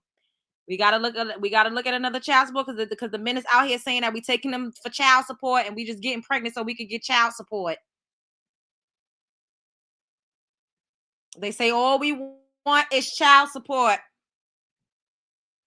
Look at this. $50 a month is enough for child support. What is he thinking? This man only wants to pay $50, child. Or he only paying $50. For her and the child to live, how do you expect them to do that on $50? So why you think the court needs to hold the other party in contempt? Because you're on the record and under oath now, so proceed with everything. Thank you. Okay, basically because she was asked to bend leave and I made a payment and I'm just trying to figure out what's going on and she's still there. I clearly can't go home and she doesn't live there. She never grew up there. She's my son. I had a kid with her. That's about it. That's about it? Yeah. Okay. I do for my kid. At the same time, you got to look at it as different standpoints. Basically saying that just because you have nowhere to go, I have to just take over your whole life. Basically, I got to treat you like a kid, feed you like a kid, home you, damn near clothe you. Like at this. Okay. How much money did you pay? Well, I made a payment of like $50. I was trying to make another payment by every week I was gonna make a little partial payment until I paid it up. At this point, it's just like you're holding this. Well, hold on. Now we've been here before, right? You were ordered to pay how much each month? You never, sir, or 50, but you never. Am I going to talk or are you going to talk? That's what I'm trying to figure out. Because you telling me to talk and then you coming up to talk. Okay, I'm trying to ask you a question. You okay, go ahead. You paid $50. Have you paid anything else besides? No. Okay. And make a payment as much as possible. I still have other bills I have to pay too as well. Okay. Well, let me tell you, you need to reprioritize your bill. A child comes first. Last time I checked, my child has a roof over his head. Sir, so that's all. That's I know that she. Okay. I know that she is living at that house, and you won't return. We talked about this the last 2 times y'all were here. For her to have a place for her and the child to live, how do you expect them to do that on $50? If I feel like this is what I feel like. I'm not asking what you feel like. I'm asking you, how do you expect them to live on $50? For her to have a place for her and the child. $50, y'all. Wait, let me see if I can get the second part because I watched this. And basically the $50, he's supposed to pay $450 and he wants her to get out of his family house and be on the street. He don't even own the house that she's living in. His family owns it, but she's staying there with their child because she doesn't have any place to go. And she's helping to pay rent and utilities at the house. And he keeps saying, well, I'm providing a roof for my kid because she's staying at my family house. This is bizarre. I'm not asking what you feel like. I'm asking you, how do you expect them to live on $50? Well, she can basically find base income homes. I'm pretty sure she hasn't been looking for that. She doesn't have nothing scheduled. Even if I paid it or not, it still would have been there. Do you remember when we talked before? Yeah, we never had agreement on a. We never had to. You said you. I'm trying to figure out. Am I going to talk or are you going to talk? That's all I'm just trying to figure out. When you hear me talking, it's probably best for you to stop talking. Okay, go ahead. Okay. Do you remember when we were in court before? Do you remember me using the phrase clean hands with you? Correct. Okay. And what that means is when you're asking the court to do something for you, that means that you also have to be compliant with everything the court ordered you to do, which you're not. Okay. And you have not filed a modification seeking a change of your child support. All you've done is pay $50, and I suspect that that's been. I'm not tripping on that price. I'm gonna pay on it. Like, you haven't done it. Yeah, I haven't paid because I had life issues going on, not being able to. This is a life issue involving a child. Child support. Do you understand that if you don't pay child support, you can be arrested? Yeah, I paid $50. I'm paying on it. They can't arrest me if I ain't paying on it. That's all I'm saying. Do you think $50 is good enough? Yeah. No. I'm not asking what you feel like. I'm asking you. Oh my God. How do you? So you think $50 is good enough? No, I don't think $50 is good enough. I was going to pay on it. I don't either.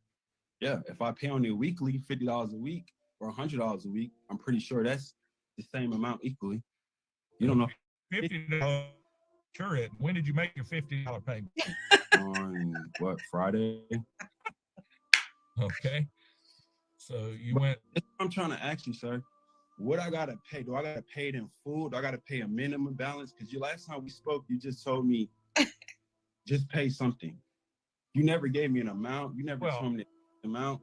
Like, you know, you haven't made much effort. I mean, at $50. You say $50. $200. Well, why didn't you? Because I couldn't pay $200. All right. Well, you said you're making it seem like my kid don't got nowhere to go.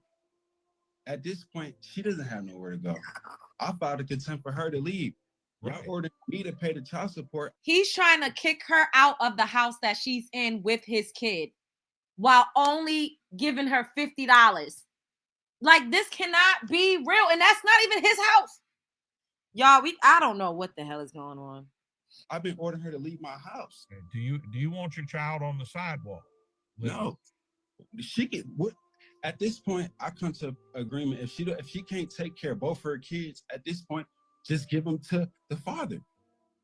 If you're not getting the medical support, you're not going through base home income. You've been going for over this through a year. Base home income only is what, $600 a month? I don't know. So you want her to give you a child that you're not supporting? How is not supported? $50. Taken care of. What do you mean? $50? I'm not supporting her. Sorry. That's what I'm just trying to figure out. Okay. These men really think that the child support is supporting the mother. Like, I don't have children, so I try not to get too deep into this because I know children are expensive. Whenever I'm around a kid, I spend money. So I could not imagine actually having a kid and how expensive they are. But a lot of these men keep making it seem like them paying child support is them supporting the mother's lifestyle. And this motherfucker sitting up here saying that when he only gave her $50. Like, what? Okay, you've been trying to figure it out. You keep asking the same question over and over. The question is, do you want her to have a place to live with your child? And if so, she can't do it on $50. Yeah, I would like that, but I know you'd like that, but it can't happen. If she been staying somewhere in my house, not working, not doing anything, I don't think my son is probably about to start school. It's pre-K. School is free right now. I'm not paying for school. If I pay on that, she want to use that for school, go ahead, whatever. But I don't think it's sensible paying for school when it's free. Let me tell you what's sensible. When a judge orders you to pay $450 per month, I'm telling you, interrupt me again. Do not again. So you think $50 is good enough? No, I don't think $50 is good enough. I was going to. When a judge orders you to pay $450 per month. So he got to have some type of income if they order him to pay $450, because doesn't it go based off of what you make? And you don't do it, then you can't ask the court for a lot of help. You're not doing what you are ordered to do, not asked to do. You don't get to choose how much you pay. You don't get to choose what you think is right. The only thing that's right here is another judge ordered you to pay $400 and some odd per month. 450, whatever it is. I don't know the exact number. Don't have it in front of me. And you haven't done anything but $50. Period. All right. And you want the court to put, you're on mute. And you want the court to put her out when you haven't done what you were supposed to do either. But neither one, don't get me wrong, neither one of you have done what you're supposed to do. Ma'am, I'm gonna turn this back to you. I'm not even done. We didn't even get to you. Every time I spoke, you stopped me from talking. Okay, go ahead and speak. Go ahead. So, tell me whatever you want to tell me. We both got the same. I'm supposed to pay the child support. Okay, I'm cool on that. But the joy before, it was ordered that she had to move on May 31st, and she still hasn't left yet. I understand that. And the court ordered that, and y'all pressing me on child support, but y'all not pressing her to leave my home so I can go back home. Basically, I haven't been home for months. I can pay child support, but at the same time, who's helping her with her base home income, figuring it out? I don't, because I'm paying the child support, she can still not do it. And I'm supposed to still wait on that and go through a court order? Like, I'm confused, because last time when I spoke to the judge, she told me no matter what, she still has to leave. Payment or not, I still got to pay on it. I know that's what I got to pay on, but at the end of the day, if I'm paying on that, regardless if I just paid $50 more, I paid it up, it was never in the order that even if I didn't pay, she can stay. She still was ordered to leave regardless of the fact. This point is just like, at this point, what? Like, you know what I'm saying? I don't, you know what I'm saying? If I pay on it, when I pay again next month, what is the common agreement? I pay this amount, and then we settle like this, because it could be whatever time you said again. I pay 200, only 200. What? That don't make sense. It's not like my son don't got nowhere to live, nowhere to stay. She's living in my house. Like I'm confused.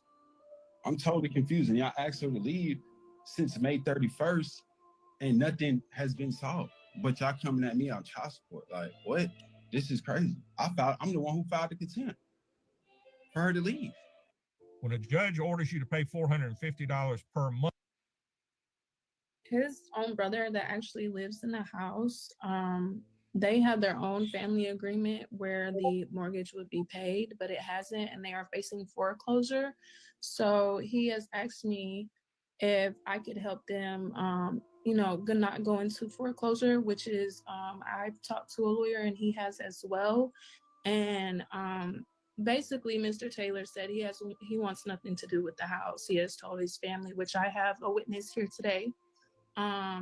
So I did file for a modification, seeing if we could go into a lease agreement, because now. Okay, hold on. When did you file for a modification? It was like 2 days ago, and I don't think process until it hadn't been served yet. Yeah, and also the I have also they just finished up the paperwork this morning for a contempt and abandonment order as well. Okay. All right. So basically, that's a family house. So most likely, the mother or the grandmother probably left the house to him and his brother, and he don't even live there. The house about to go into foreclosure, and she's helping the brother so that the house don't go into foreclosure. But he wants her and his kid. I don't know if she got 2 kids by him or just 1, but the kid, he wants them to get the fuck out and be on the street. This is crazy. But yet he told his brother he didn't want nothing to do with the house because he don't want to have to be responsible for the house not going into foreclosure. That's what's all. This is just a mess.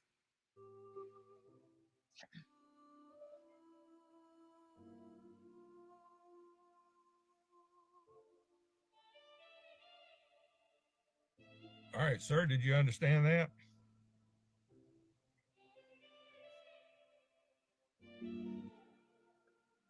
Please unmute. Do you understand that she's filed a motion for modification and a motion for contempt for your non-payment of child support? Okay, by that time we go to court, it'll be paid. It'll be a majority payment. So it's just like I'm not worried about that. All right, I'm gonna reset it to August the 16th, and we'll see what both parties are doing at that. Sir, at the same time, I said that you asked her about when she's leaving. She's speaking on stuff that doesn't even concern her at all. I don't know. It depends on what's in her motion for modification. Motion for modification, everything on my house thing. I have payments. I have everything was going. I know what's going on in my house, but I'm already figuring out what she's talking about. Ain't got none of this. She don't even know. All that speaking, I have paperwork on everything. So it's just like you witnesses ain't nothing. What a witness gonna say when I don't know what the witness is gonna say. I'm glad you do, but I don't. So what I'm asking is, why are you not putting a motion to send to her to leave? You're letting her tell you about stuff that goes on in my home. Because she can't get out of the house and live on $50. All right, reset until August the 16th. Have a good day, everyone. His own brother that actually. Because she can't get out of the house and live on $50. I cannot. I love how the judge kept saying $50. The judge is petty bulls. He said $50 25,000 times, and I loved every moment of it. Now I'm gonna drop the hotline if y'all want to come up for a couple minutes, and if y'all want to talk about any of the topics that we discussed. Hold up, let me. Shouts out to everybody that sent in the super chats. I love you all. Thank you. Oh, let me see.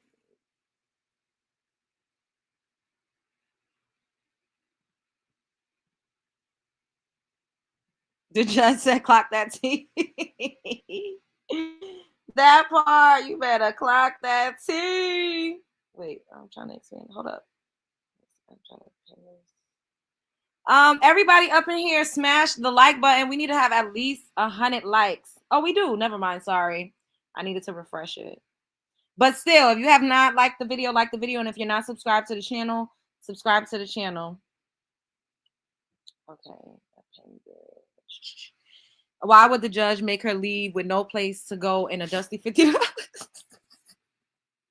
Her baby daddy delusional. The judge wanted nothing to do with the mess.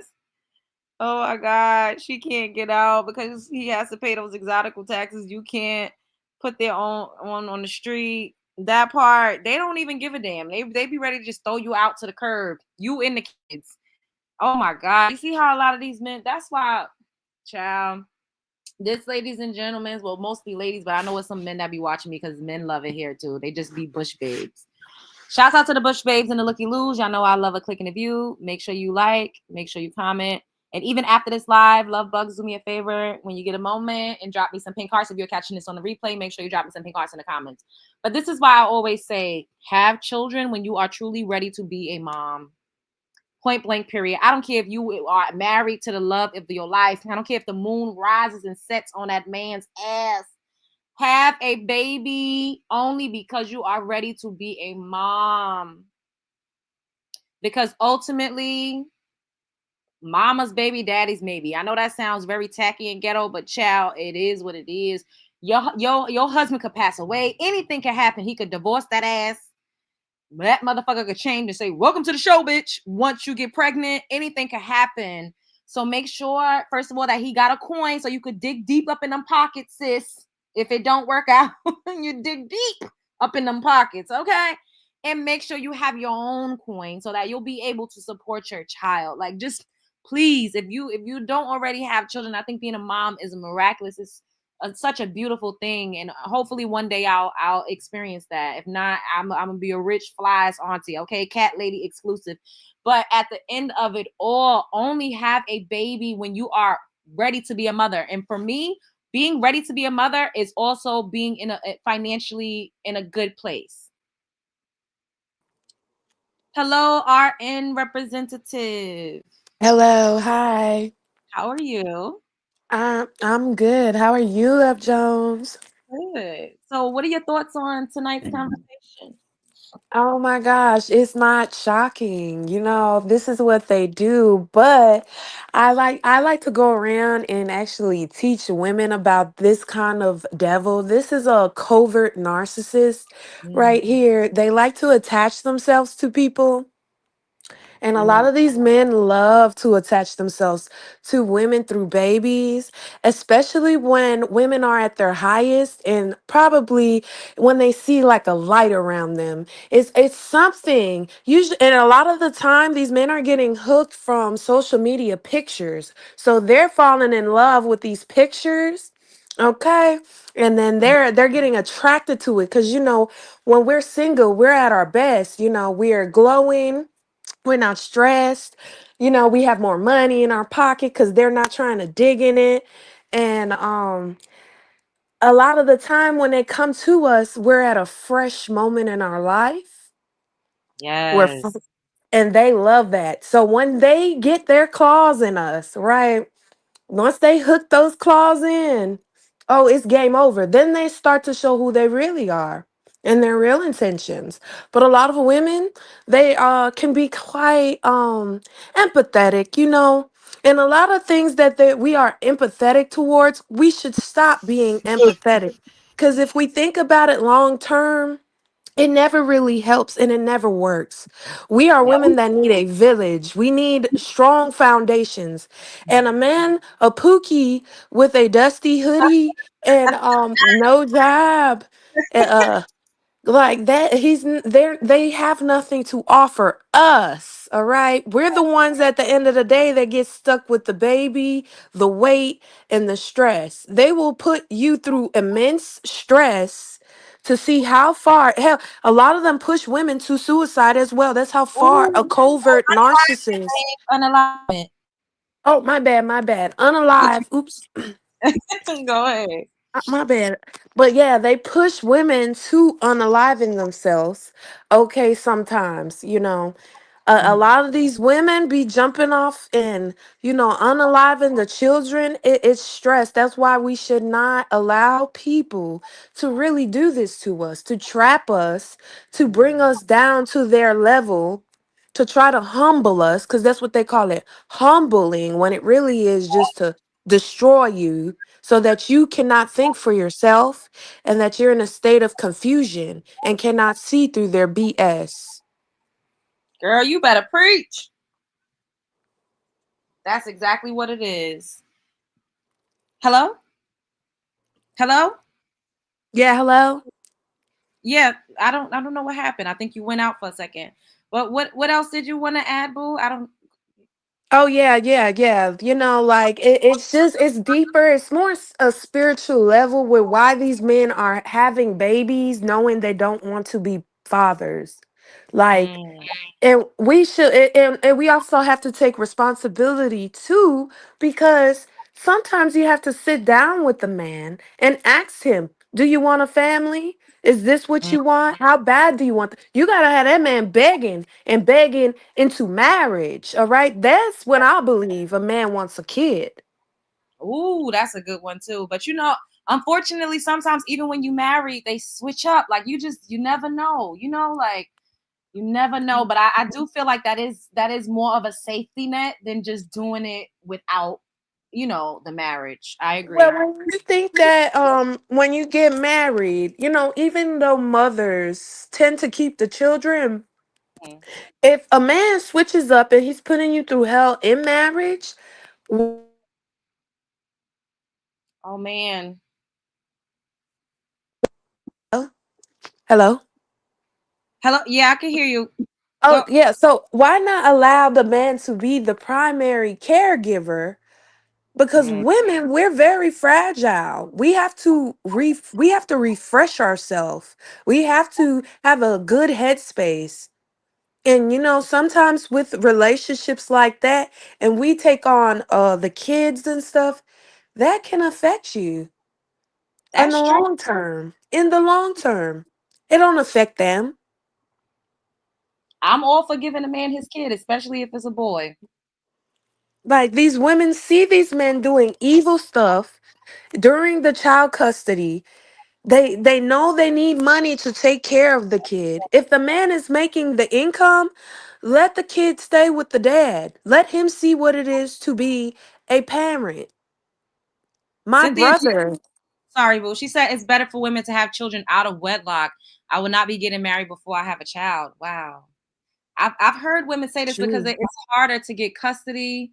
If something happens with the father, you can't get the passport for the kids. If the father's on the Yep. birth certificate, a man could really use a child against you in court. And also, I was looking at, I agree, I see both sides of the coin, but I don't mean to interject, babe, but I just want to get this out before I forget. I was looking at Halle Berry. I'm gonna pull that up once I'm about to take the next caller. And Halle Berry literally got married a couple times and she had to pay alimony and child support. She's still paying child support to 2 men that she had kids with, and she was paying millions of dollars because of course she was in the state of California, but also she made more money than who she married. And so women like myself, and even Cynthia G, she's a content creator. I'm a content creator. The amount of money that we can make is fucking insane. You know what I mean? Like once you continue on. So at a certain stage, and even you, I'm sure, and whatever it is that you do, you sound like you have it going on in life too. You can meet a man now at a certain level and then elevate above him and be paying that man, girl. It's a lot going on out here. I don't know. But go ahead. Get out your last. Have you seen videos or articles circulating around how these men are putting stuff in their mother's names? That part too. Cynthia Maybe we said need it's to do the same. yeah, we gotta figure it out. But thank you so much for calling in, boo. I'm gonna take the next caller, okay? Oh, she just dropped down. Wait, you said it's harder for married women with children. They can't do anything without a man's permission. Marriage gives the man more control over the children than the mother. Really? It gives the man more control? See, I didn't know that part. But it's not. Men have more control. They say it's equal. But they be always saying, oh, the courts favor the women. I got to look more into that because I don't really know. But I do want to show y'all. Quaisha, I'm about to bring you up, boo. But let me pull up this Halle Berry article. Well, like little video that I was just looking at about how much she paid out millions to these men. I was like, are you fucking kidding me? Are you kidding me? Jesus Christ. The courts favor men. They lie like a Persian rug and say that, oh, it's the court's fault. I'm like, nah, I don't believe that. Hold up. We got to watch this right quick. Wait, I could pull you up, Quaisha, while I'm about to play this. Okay, let's play this. Hey, boo. Much Hey, money I'm gonna be on mute till you finish. has given away to her 4 ex-husbands. She's basically a walking ATM for men. Number 1, David Justice Halle's first husband was former baseball star David Justice. They got married in 1992 and divorced in 1997. After the divorce, David walked away with $20 million. Not bad, right? Number 2, Eric Benet. Her second husband was singer Eric Benet. They tied the knot in 2001, but by 2005, they were done. The court ordered Halle to pay him $20,000 a month in spousal support for 5 years, totaling $1.2 million. Bitch, I'll be ready to burn it all down. It'd be California out this bitch if I had to give a man $20,000 a month. And that is what I be thinking about when y'all hear me say stuff like, I be talking because I'm seeing myself in the future. I'm not looking at Love Jones present day. I'm looking at Love Jones, the rich bitch. And I'd be like, yo, if I marry a man right now, chances are within the next 5 years, I'm going to be wealthier than him. I see that for myself. That shit be scaring me. Oh my God, it gives me nightmares. In dollars. That's a hefty check. Number 3, Gabriel Aubry. Gabriel Aubry, a model, wasn't her husband, but they share a daughter, Nala. So the first 2 was just pure alimony. She didn't have children with the baseball player, nor did she have children with Eric Benet. And then the next 2 is who she had children with. So she gave the first one $20 million altogether. No kids. Eric Benet, she paid him $20,000 a month. For how long? I can't remember how long they said. But no kids involved. This is just strictly alimony. Now we get into the 2 that she had the kids with. In 2010, Halle agreed to pay him $20,000 a month in child support for 18 years. That's over $4.3 million. And on top of that, Gabriel got nearly $1 million in living expenses. Talk about a cash flow. Number 4, Olivier Martinez. Her fourth husband was French actor Olivier Martinez. They got married in 2013, but split in 2015. Reports say Halle paid him almost $10 million in the divorce settlement. Plus, she agreed to pay $15,000 a month in child support for their son, Maceo. So after all that, would you still want to marry Halle Berry? Guess how much money Halle Berry... That's insane. What's up, Quaisha? What's up, Love Jones? That is crazy. I find something new on the internet every day because that's wild. Millions. That Yeah, would, no. oh my God, now that would make me bitter. Yeah, for sure. They keep saying I'm bitter. That shit would make me a bitter bitch. I can't. Absolutely.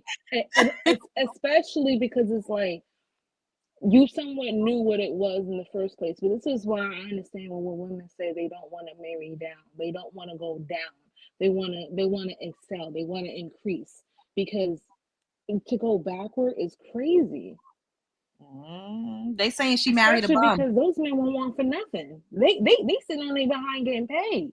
And most men don't want to remarry no way. The thing is, the two men were not bums. One was a professional baseball player, and Eric Benet was a professional recording artist. They weren't just niggas off the street. Yeah, but the money counts differently. Because even then, I was gonna say with earlier one of the topics with the women in Tory Craig with Megan Thee Stallion. I hope Megan doesn't attach herself too closely to Tory Craig.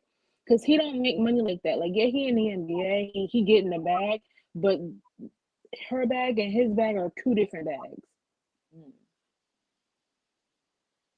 The whole thing is crazy. I don't know what the hell. So what do you think about these other topics, boo?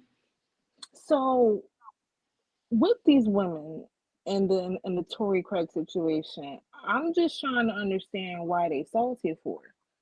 I'm pretty sure there's another professional athlete out there that they can bounce onto. I don't understand what the issue is with why you want to hang on to this one.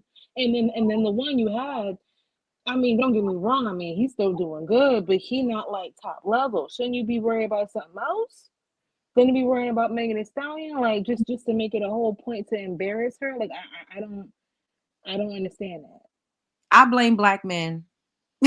Period. And me too for that, because that's just crazy. It brings me back to the whole thing that went viral a couple of years back when I think it was NFL players. They were sitting at like a table, like with their wives, and they were all other races, and they were talking about how they want to have mixed children and celebrating it, and just it was really weird, but it went viral.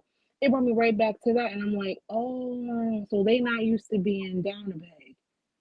I remember that. They used to being in one position. They said cheers to more biracial kids. That's what you're talking about, right? Yeah, that exact video. So I'm like, not y'all being salty. Like, it was only a matter of time before it started changing, because everybody can't want the same thing. These dudes trade women in like as if it's sneakers or some new Jordans or some new Gucci or something. Mm-hmm. And then with the whole cast, I'm sorry, go ahead. Now I was gonna say her friend was shading her too, because she was like, "Oh, he was seeing other girls when he was seeing you, and they all look like us." Like basically, like, bitch, you dated him, but he was not faithful to you. I was like, "Oh, shade." Exactly, and it's just the fact, like, ma'am, you are a nobody compared to Megan Thee Stallion. It seemed like to me he definitely one up her. Because Megan Thee Stallion pretty, she getting the bag, she's known, she's went viral, she got Grammys. She got a whole degree. I mean, the list goes on and on and on and on. That woman can't even compare an inkling to Megan Thee Stallion. That part. So for them trying to be funny, I'm like, just letting y'all know y'all finna get clowned on for the rest of 2025 for sure. And then with the whole Cali fires thing, I don't think people understand how quickly fires can kind of be created. And what was interesting to me with some of the videos you were showing, I didn't know that a lot of those homes had that particular smart device on the house. that had the yeah. lithium batteries, because that's very, very flammable, and it definitely causes a more reaction to a wildfire. And I'm surprised California even allowed that to slide through. That's something like I need that state to be a little bit more cautious of what they're allowing in their state, because they have a lot of hazards. For a state to be so environmental friendly, they got a lot of stuff that is not safe to their environment that could make it terrible. That part. And with all that money, I'm pretty sure scientists probably said something was like, we probably shouldn't have these in these houses. People probably shouldn't have certain cars parked in their garage. Maybe we should do more of the Smokey the Bear PSA announcements, because I haven't seen Smokey in a long time. Have you seen Smokey? No. Anybody in the chat seen that bear? That bear No, been missing for the last 10 years. What happened to the bear? I haven't seen him. I have not. Because to me, I feel like that fire definitely could have been preventable. For sure. I personally And my heart still goes out to those families. I think it was an inside job. That's what I think. I think it was a mixture. I think somebody's salty about how Cali was moving. I think somebody wants some money and they're having certain investments in place. I think that there's not a lot of PSAs on how to prevent small fires, because even a bushfire can cause a wildfire, depending on the environment. And California is dry. It's a dry state. I mean, they might as well call it Arizona Junior, because it's literally like Arizona. Mm-hmm. It's really dry there. So it's and then we're in the winter, so it's not even moist. You're not getting any snow. I mean, it's just the perfect weather. It's the perfect storm to just set something off. And it's the fact that they've been doing cloud seeding and they just all of a sudden decided to stop. Like, why didn't they get their asses up in the sky to make it rain on the fires? And the fact that the homeowners insurance policies just decided to cut people off recently. Like, all of that stuff is just so, like, fishy to me. Well, to me, and I'm sorry y'all about this background. I don't know what my neighbors are doing. I am so sick of this place. But besides that part, also, I don't think it would matter with the water, because depending on what's fueling this fire and it keeps going, there's nothing the water can do. Like if it's one of those lithium situations, there's not water that can take that out. There's not one of those what do they call it, with the extinguishers. Like there's no chemical right now that is resourceful in the community that can kill those fires. I'm sorry for using the K word, but that can stop those fires. Yeah. They haven't created that yet, which is why I'm like, why are we having all these materials and there's no security to prevent it from being an issue down the line? That part, like, how is there no like plan in place just in case? None. That's crazy. I don't know. It's just this year is starting off crazy. Like, I don't know. We're gonna be in for a hell of a ride. I think we all need to buckle up, because look at how it is 2020 part 2. I'm already doing my finances. Before you did the live, I was like, let me start counting my funds, because the last time 2020 happened, my funds was all the way messed up. We're not doing this again in 2025. Let me make sure I get my savings together, because no, it's looking like 2020 part 2. And I'm sick of it. I don't know who called us the rhymes. Nobody asked for a Touch It 2 remix. Nobody asked for none of that. It's last crazy. I said, Puffy is arrested. We don't need no more Bad Boy remixes. What's going on here? I don't know what the hell. I'm just grateful to be here. Like, I feel like we've been continuously living through so many historical moments. Like, we are literally living, like, this is a movie. This is a movie. The aliens is here. We don't even talk about that shit. Like, it's just like one. It's such a sequel. One thing after the next. Yeah, no, and honestly, the minute I hear any investments thing that they got going, I'm jumping right on it, because the first go round I missed it, and I know for a fact we're probably not getting no more stimmies. So I'm definitely trying to get them finances together. My eyes is glued to all them investor people. I'm trying to get my bag up. Girl, let me know. 2020.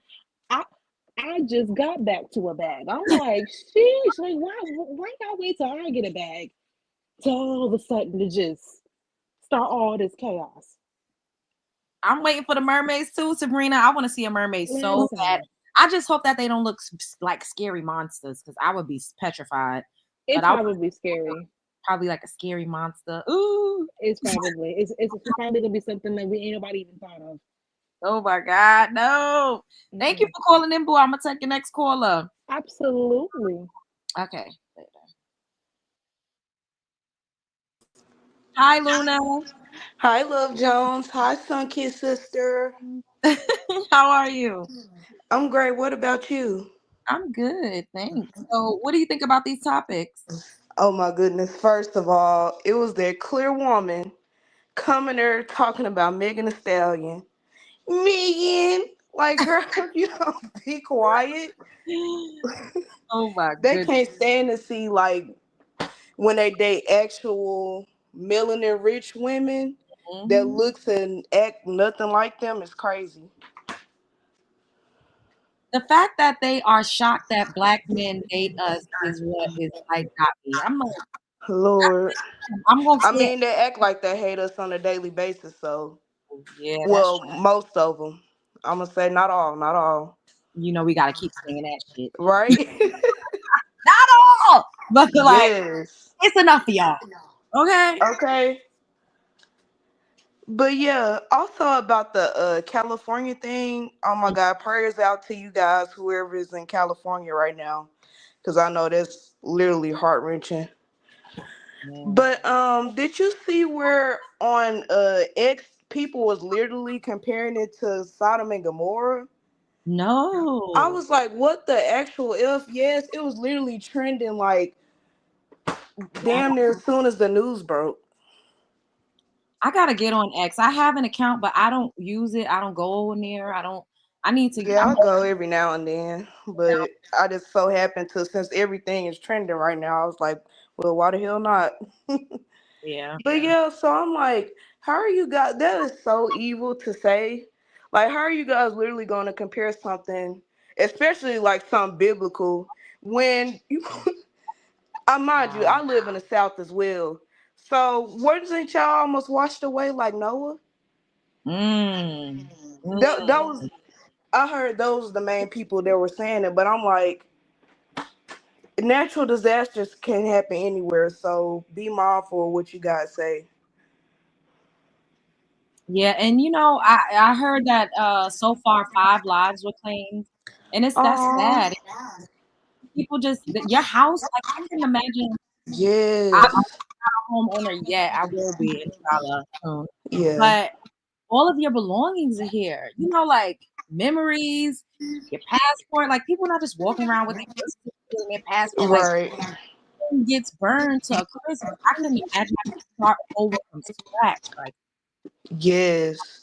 And then I heard like State Farm wouldn't even insure, and mind you, they're the biggest insurers in California, so they wouldn't even insure like certain zip codes for the disaster because they, I heard they defunded the fire department, so that's why it's like doesn't seem like it's any hardly any help out here. I saw people putting out their own fires. It was crazy. we just gonna once again, you know, keep praying for people that are like being affected by this. I couldn't imagine like all of these disasters happening back to back is scary. Like, what the hell? Yes, I couldn't imagine. Me either. But thank you for calling in, boo. All right, thank you, love. You have a great one and stay warm. Too, babe. Oh, heavy on a stay warm. It's freezing. A couple of y'all dropped down because I know the wait was probably long, but I'm gonna be up here for a little bit longer. If y'all wanted to hit the link, shouts out to all of you for being in the chat and not just being a Bush babe or a looky loo. Even though I love Bush babes and I love looky loos because we love a click and a view.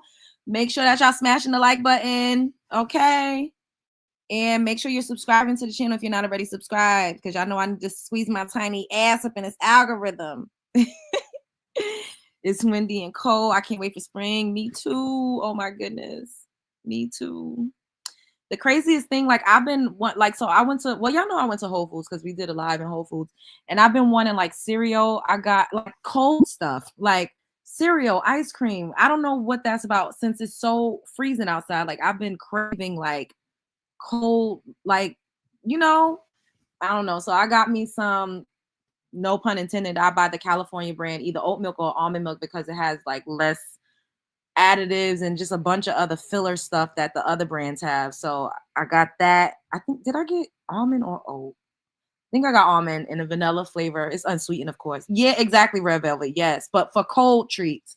And then I bought the 365, which is like the Whole Foods brand, ice cream bars. That's kind of like the Haagen-Dazs bars. That's like chocolate and almond coated. Bangin', baby. It's comfort food. I don't know what it is because it's so cold, and I'm like, why do I want ice cream and like cereal? But the cereal that I got is it's a different brand, but it's kind of like Honey Bunches of Oats, but it doesn't have as much sugar and all of the other stuff, so it's not as sweet, but it's still really good. Like it still has like the clusters, the what do they call, like the oat clusters, I guess. The sweet, it's really good. It's just not as sweet. It tastes healthier, so I don't feel as bad eating that as I would if I was just eating like Fruity Pebbles or something. You've been drinking a lot of hot cocoa. Oh, I need to. Yes, I love a half and half, red velvet. I love a half and half. Now I want one. Why you have to bring that up? Now I think I'm gonna get one from Dunkin' Donuts when I get up in the morning. I love a half and half. I haven't purchased coffee or hot chocolate like to have in my apartment in a long time. Like I'll just get it like outside. But usually when I go to Starbucks, I always get like a chai latte, and then like I love a coffee from the bodega. Oh, so good. It's something about it. I don't know, but that's the best. But then I also, I'll get a coffee from Dunkin'. I like regular coffees from Dunkin', or like the half and half from Dunkin', and then I like specialty drinks from Starbucks. I'm going to have ice cream and brownies. Oh, son, I wish I had a brownie. No, why you have to say that? I wish I had a brownie. Soy milk is destroying men. Men should not consume soy products. It triples their estrogen levels and affects their mental well-being. Oh, a lot of the food is doing that. A lot of the food. The water, the air. Men are not as masculine. What, an espresso shot? That sounds good. Now I want something sweet. I know. Oh my God. Like once I get up here, I don't know what I'm gonna do, but I'm gonna eat something sweet. I had some rasta pasta. Somebody made me some food and brought it to me. It was so good. I don't know if I want to eat the rest of that or if I want to have a bowl of cereal, child. I'm weird who has fraps all winter long. I love a cold treat in the winter. I'm the weirdo. Yeah, I know. No, I don't like cold like drinks like that. But I do be wanting like ice cream and stuff. I don't know what that's about. I don't like, y'all ever had the Silk? Like I tried soy milk before, like the Silk brand, and it made my mouth itch, like the roof of my mouth itch. And I'm like, does that mean that I'm allergic to that? Or like, but I had this weird sensation like at the roof of my mouth. Have y'all ever experienced that?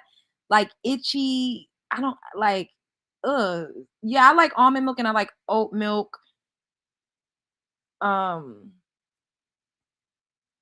Like that's all I really, if I'm gonna be drinking milk. So it does it to you too. So it's not just me. Cause I'm like, why does that make me it like my mouth like just thinking of the sensation is like, I don't like it. I don't like it at all. Oat milk is the best. Yeah. That's usually what I buy, but for whatever reason, I think what I have in my fridge now is almond milk. But the California brand is best as far as the ingredients go. It's better than the other brands. I don't like milk at all. I prefer cheese. Oh, I love cheese. Y'all know I be doing my ghetto charcuterie boards with that trail mix that I show y'all that I be fiending for. That I do crackers, of course, and then I do red and purple grapes. I love red and purple grapes mixed, and then I'll chop up like some block sharp cheddar cheese and I just put it on a plate, child. I don't even have a board. It ain't nothing. It ain't too fancy. I do that. If I have like some sardines, I'll put that on the side, or if I have like some tuna that I made or whatever, I'll put that on there, and I eat that a lot. Like especially when I'm trying to like clean my system out, like do a fake little detox. When I get really hungry, I'll just eat that. But I want to do a juice cleanse. It's so hard for me to do a juice cleanse like straight. Like I've been trying to do one for a week. Y'all, it'd be so hard. Like I always break down and eat something. But when I do break down and eat, it usually is like a piece of fruit or like the charcuterie little ghetto board thing that I told y'all about. It's something like that. Like I won't eat like a burger or a steak, but I really want to try real hard just to nothing solid, like just all juice. I feel like that's easier to do like when it's warm out though, you know, like in the heat. To do that in the winter is hard. I've been trying, but I don't make it the whole day. You might be allergic. Melanated people are prone to eczema. Oh, I have. Oh, son, I definitely have. They call it dermatitis. Dermatitis, eczema, same thing. The clear folk call it psoriasis. Black folk call it eczema. The dermatologists call it dermatitis, child. I definitely have that. Khalifa, that's what it's called. I kept saying California, child. Oh my god. You get the whole block. Yeah, that's what wait, you buy the block without the that's what I get. But the block comes in the package and I just cut it. Like I cut like, rectangles. Or like I'll cut it into rectangles and I'll have those and have it like cut into squares. I'll sometimes put that on a piece of cracker. I'll bite that and then throw a grape in my mouth. I was also greenlit to try peanut. Oh, you gonna try it? I need to do another allergy test to see if I could. I miss eating shrimp. Oh my god. Oh my god, Reese's Pieces. Oh, I haven't had that in years. And I've been wanting peanut butter. I'd be like craving it. I'm like, I know I can't. I will have hives for days.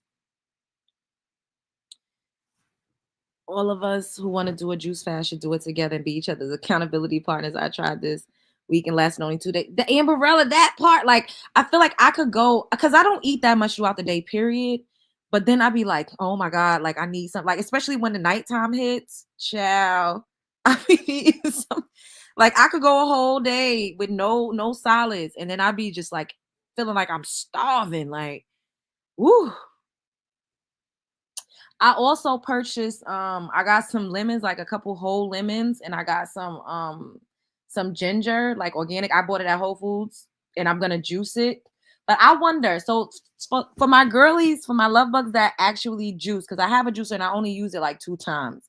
I wanted to order some, like the little shot glasses that has like little twisty caps. I wanted to order some of those off of Amazon.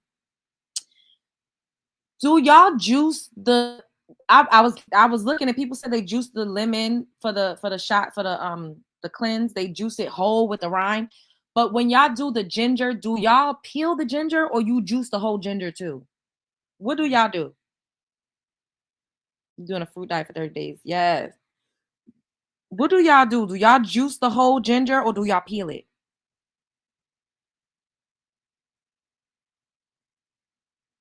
Or salmon Caesar salad. I haven't had salmon in a good.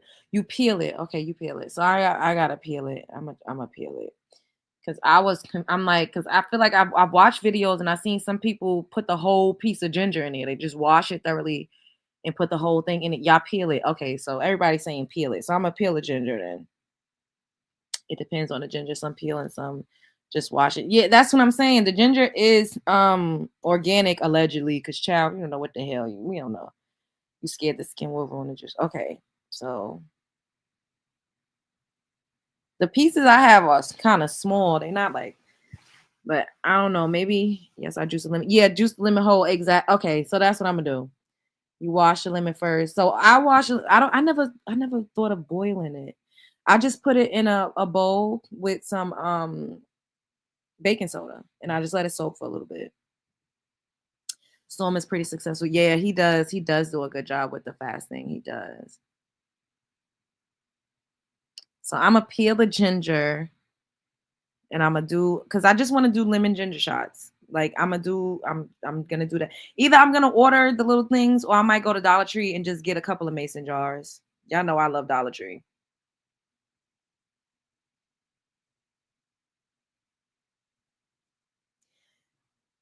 Boiling. Oh yeah, the pineapple skin. Oh, that's how we do pineapple tea. Cause my mom, she juices a lot. So the last time I was over there, whenever she peels the pineapple, we'll just use the peel and we make tea out of it. We do. That part, Red Velvet, can be starting to feel like cranky and have a headache, but they say that that's when you gotta fight through it or drink some water. But even when like the people they do the fasting for Ramadan, they eat 1 meal a day. They eat at sundown. So it's not like they just go dry, like they just don't drink or eat anything during the daylight waking hours, but they have 1 meal a day. And that's typically how I eat, period, like in life. And then throughout, like, if I'm snacking on something, I'll have like some nuts or something. But then sometimes, child, I'll just be going all out and don't give a damn. And I'll just eat whatever the hell, But even still, I usually eat like once a day. And then throughout the day, like I'll just snack on small stuff. A green juice every day is good too. Yes. I got some mixed antioxidant berries, like to make some smoothies with too. Because I haven't been having smoothies in a while. And then I have what is it called? Moringa. So I put like a little moringa in there. Sometimes I'll make like moringa tea. But we gotta get on it, y'all, because I'm saying they releasing, y'all, but y'all know what I'm talking. Y'all picking up what I'm putting down. They releasing all types of stuff out here. They're trying to do another shutdown. They saying the bird FLU is a thing. They talking about the norovirus. Like it's so many things that's going on. So we gotta do whatever we can to up the ante as far as our health and our immune system is concerned. Gotta keep that gut nice and clear and clean. On the up and up, y'all need to be taking your vitamin D3 plus K2, them probiotics, like get it popping, okay? I've been eating lately. Yellow. I need to chill. My favorite jeans are getting tight. It's okay. Sometimes I be eating. We do it, but you just gotta make sure you have balance. That's why I just be giving myself like some grace. Some days I'll eat Chipotle. Y'all know I'll be obsessed with Chipotle. Like I'll eat Chipotle or I'll have a burger, but the key is just to not eat like that every single day. You could do it once or twice out of the week if you want to, or however, But as much as you would do that, like make sure you getting them veggies, them fruits, drink your liquid chlorophyll, get the Kiala super greens that I love. It tastes really good. I got the watermelon flavor. Yeah. And I'm gonna make me the lemon ginger shots. I'm really excited for that. And I'm gonna take that every day. For real. Right, Amberella? I'm like, what the hell? You gotta meditate through the hunger. You know what, Melly? I can't remember the last time I feel like I had Five Guys one time years ago. Like I do not recall. Is Five Guys really good? I cannot remember that had to be years ago when I had Five Guys. Is Five Guys better than Shake Shack? Because I like Shake Shack. Shake Shack got some good burgers. And I'm on the East Coast, so I've never had like In-N-Out Burger, or I've never even had that.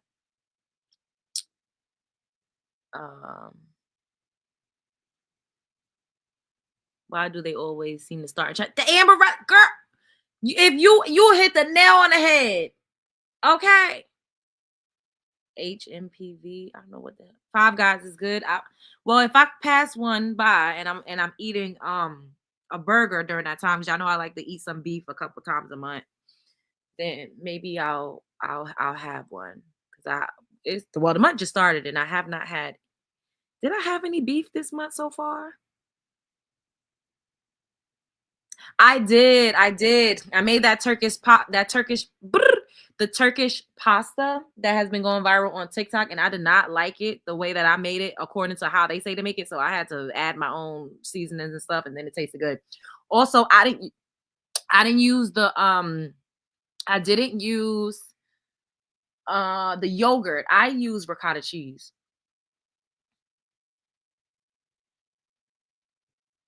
Yeah, when I was in Arizona, no, I didn't have Five Guys. I ate at like local spots. I gotta have five. Now y'all gonna make me go and find Five Guys.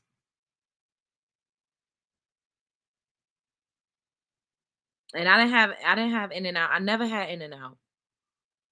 It's pretty good. It's cheaper to get a meal at In-N-Out than McDonald's, and it tastes way better. I've never had In-N-Out. And now, do they have In-N-Out any other place outside of like LA? I don't even know because I'm not going there anytime soon. Have it delivered. Okay. There's also a particular stomach, but see, they try that part, son. That's what I was just saying. Chocolate shake, fries, and cheeseburger meal. That's it for $10, girl. You can't even get a Happy Meal for $10 these days. That's crazy. Like, I've always seen people eating it on the internet. I'm like, oh, this looks like it tastes good. And I remember I used to be obsessed with Raisin Canes. Like, every time I went to Texas, I had to have Raisin Canes. It was so good. They have one in Times Square now, and I've been there one time, and it was good. It was good. I don't know. I feel like the one in Texas is better, but I don't know if that's just like in my mind, you know? And I also wish they had a Waffle House up here, child. Like, the best Waffle House I had was in Georgia. I've had Waffle House in Virginia. Did I have Waffle House in North Carolina? I think I did, but I for sure had it in Texas, and I had it in Dallas, I had it in Houston, and I had it in Augusta, Georgia, and it was the best in Georgia. Oh my God, it was so good. You have In-N-Out and wait, they have, what state you in? You have an In-N-Out or a Jack in the Box near you? You mean you have both, or which one? South Carolina? Maybe because I know I had it in either South or North Carolina. I had Waffle House for sure. And I know for sure I had it in Virginia. And I know for sure I had it in Georgia, and I had it in Texas. Well, and then Five Guys, Vegas has both. I was in Vegas, and I did not even think to get that when I was there the last time. Oh, Sweet Chicks is good. I had Sweet Chicks, and where was I at?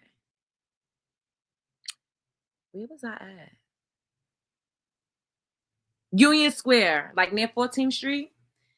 I had it. I think I did a video on it over in the summer when I went to Sweet Chicks. It was delicious. So I had got like a couple of little sliders. It was so good. In-N-Out is in Utah, Texas. They have In-N-Out in Texas. Nobody told me nothing. They have Five Guys up here too.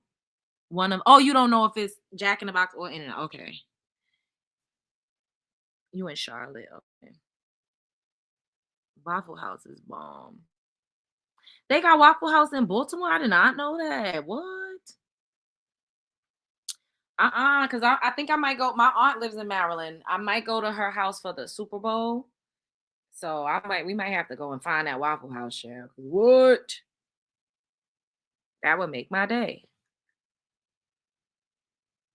I don't think I ever had Zaxby's before. I don't think I ever had that. But Zaxby's sells like the Texas toast, right? Like the burgers with the Texas toast. I had Jack in the Box probably one time when I was drunk though. Like late at night. Checkers. Oh, I used to love Checkers when I was like a teenager. I used to love Checkers. It's Jack in the Box, okay. The Waffle House is right outside DC. They got a Waffle House in Pennsylvania. What? I can't stand Waffle House where I'm at. They close Waffle House at night. You can't eat inside. Only order to go. Well, I mean, the way they be getting busy fighting and doing all types of ratchet shit in the Waffle House, I don't blame them. I don't blame them folks. All right, y'all. I'm about to get out of here. I love y'all. Thanks for rocking with me tonight. I will absolutely see you all mañana. Show up as her, be her. Don't let nobody play in your face. Make sure you hydrate. Make sure you got the vitamins popping. You know, make sure you treat your body good. We only have this one. You only have this one, so we got to do the best we can. And the unfortunate thing is you could still do the best you can and things could still go wrong, but just put your best foot forward. Love on yourself. Love on who loves you, okay? Don't let nobody play about you. You better not play about yourself. Spread love, it's the Brooklyn way.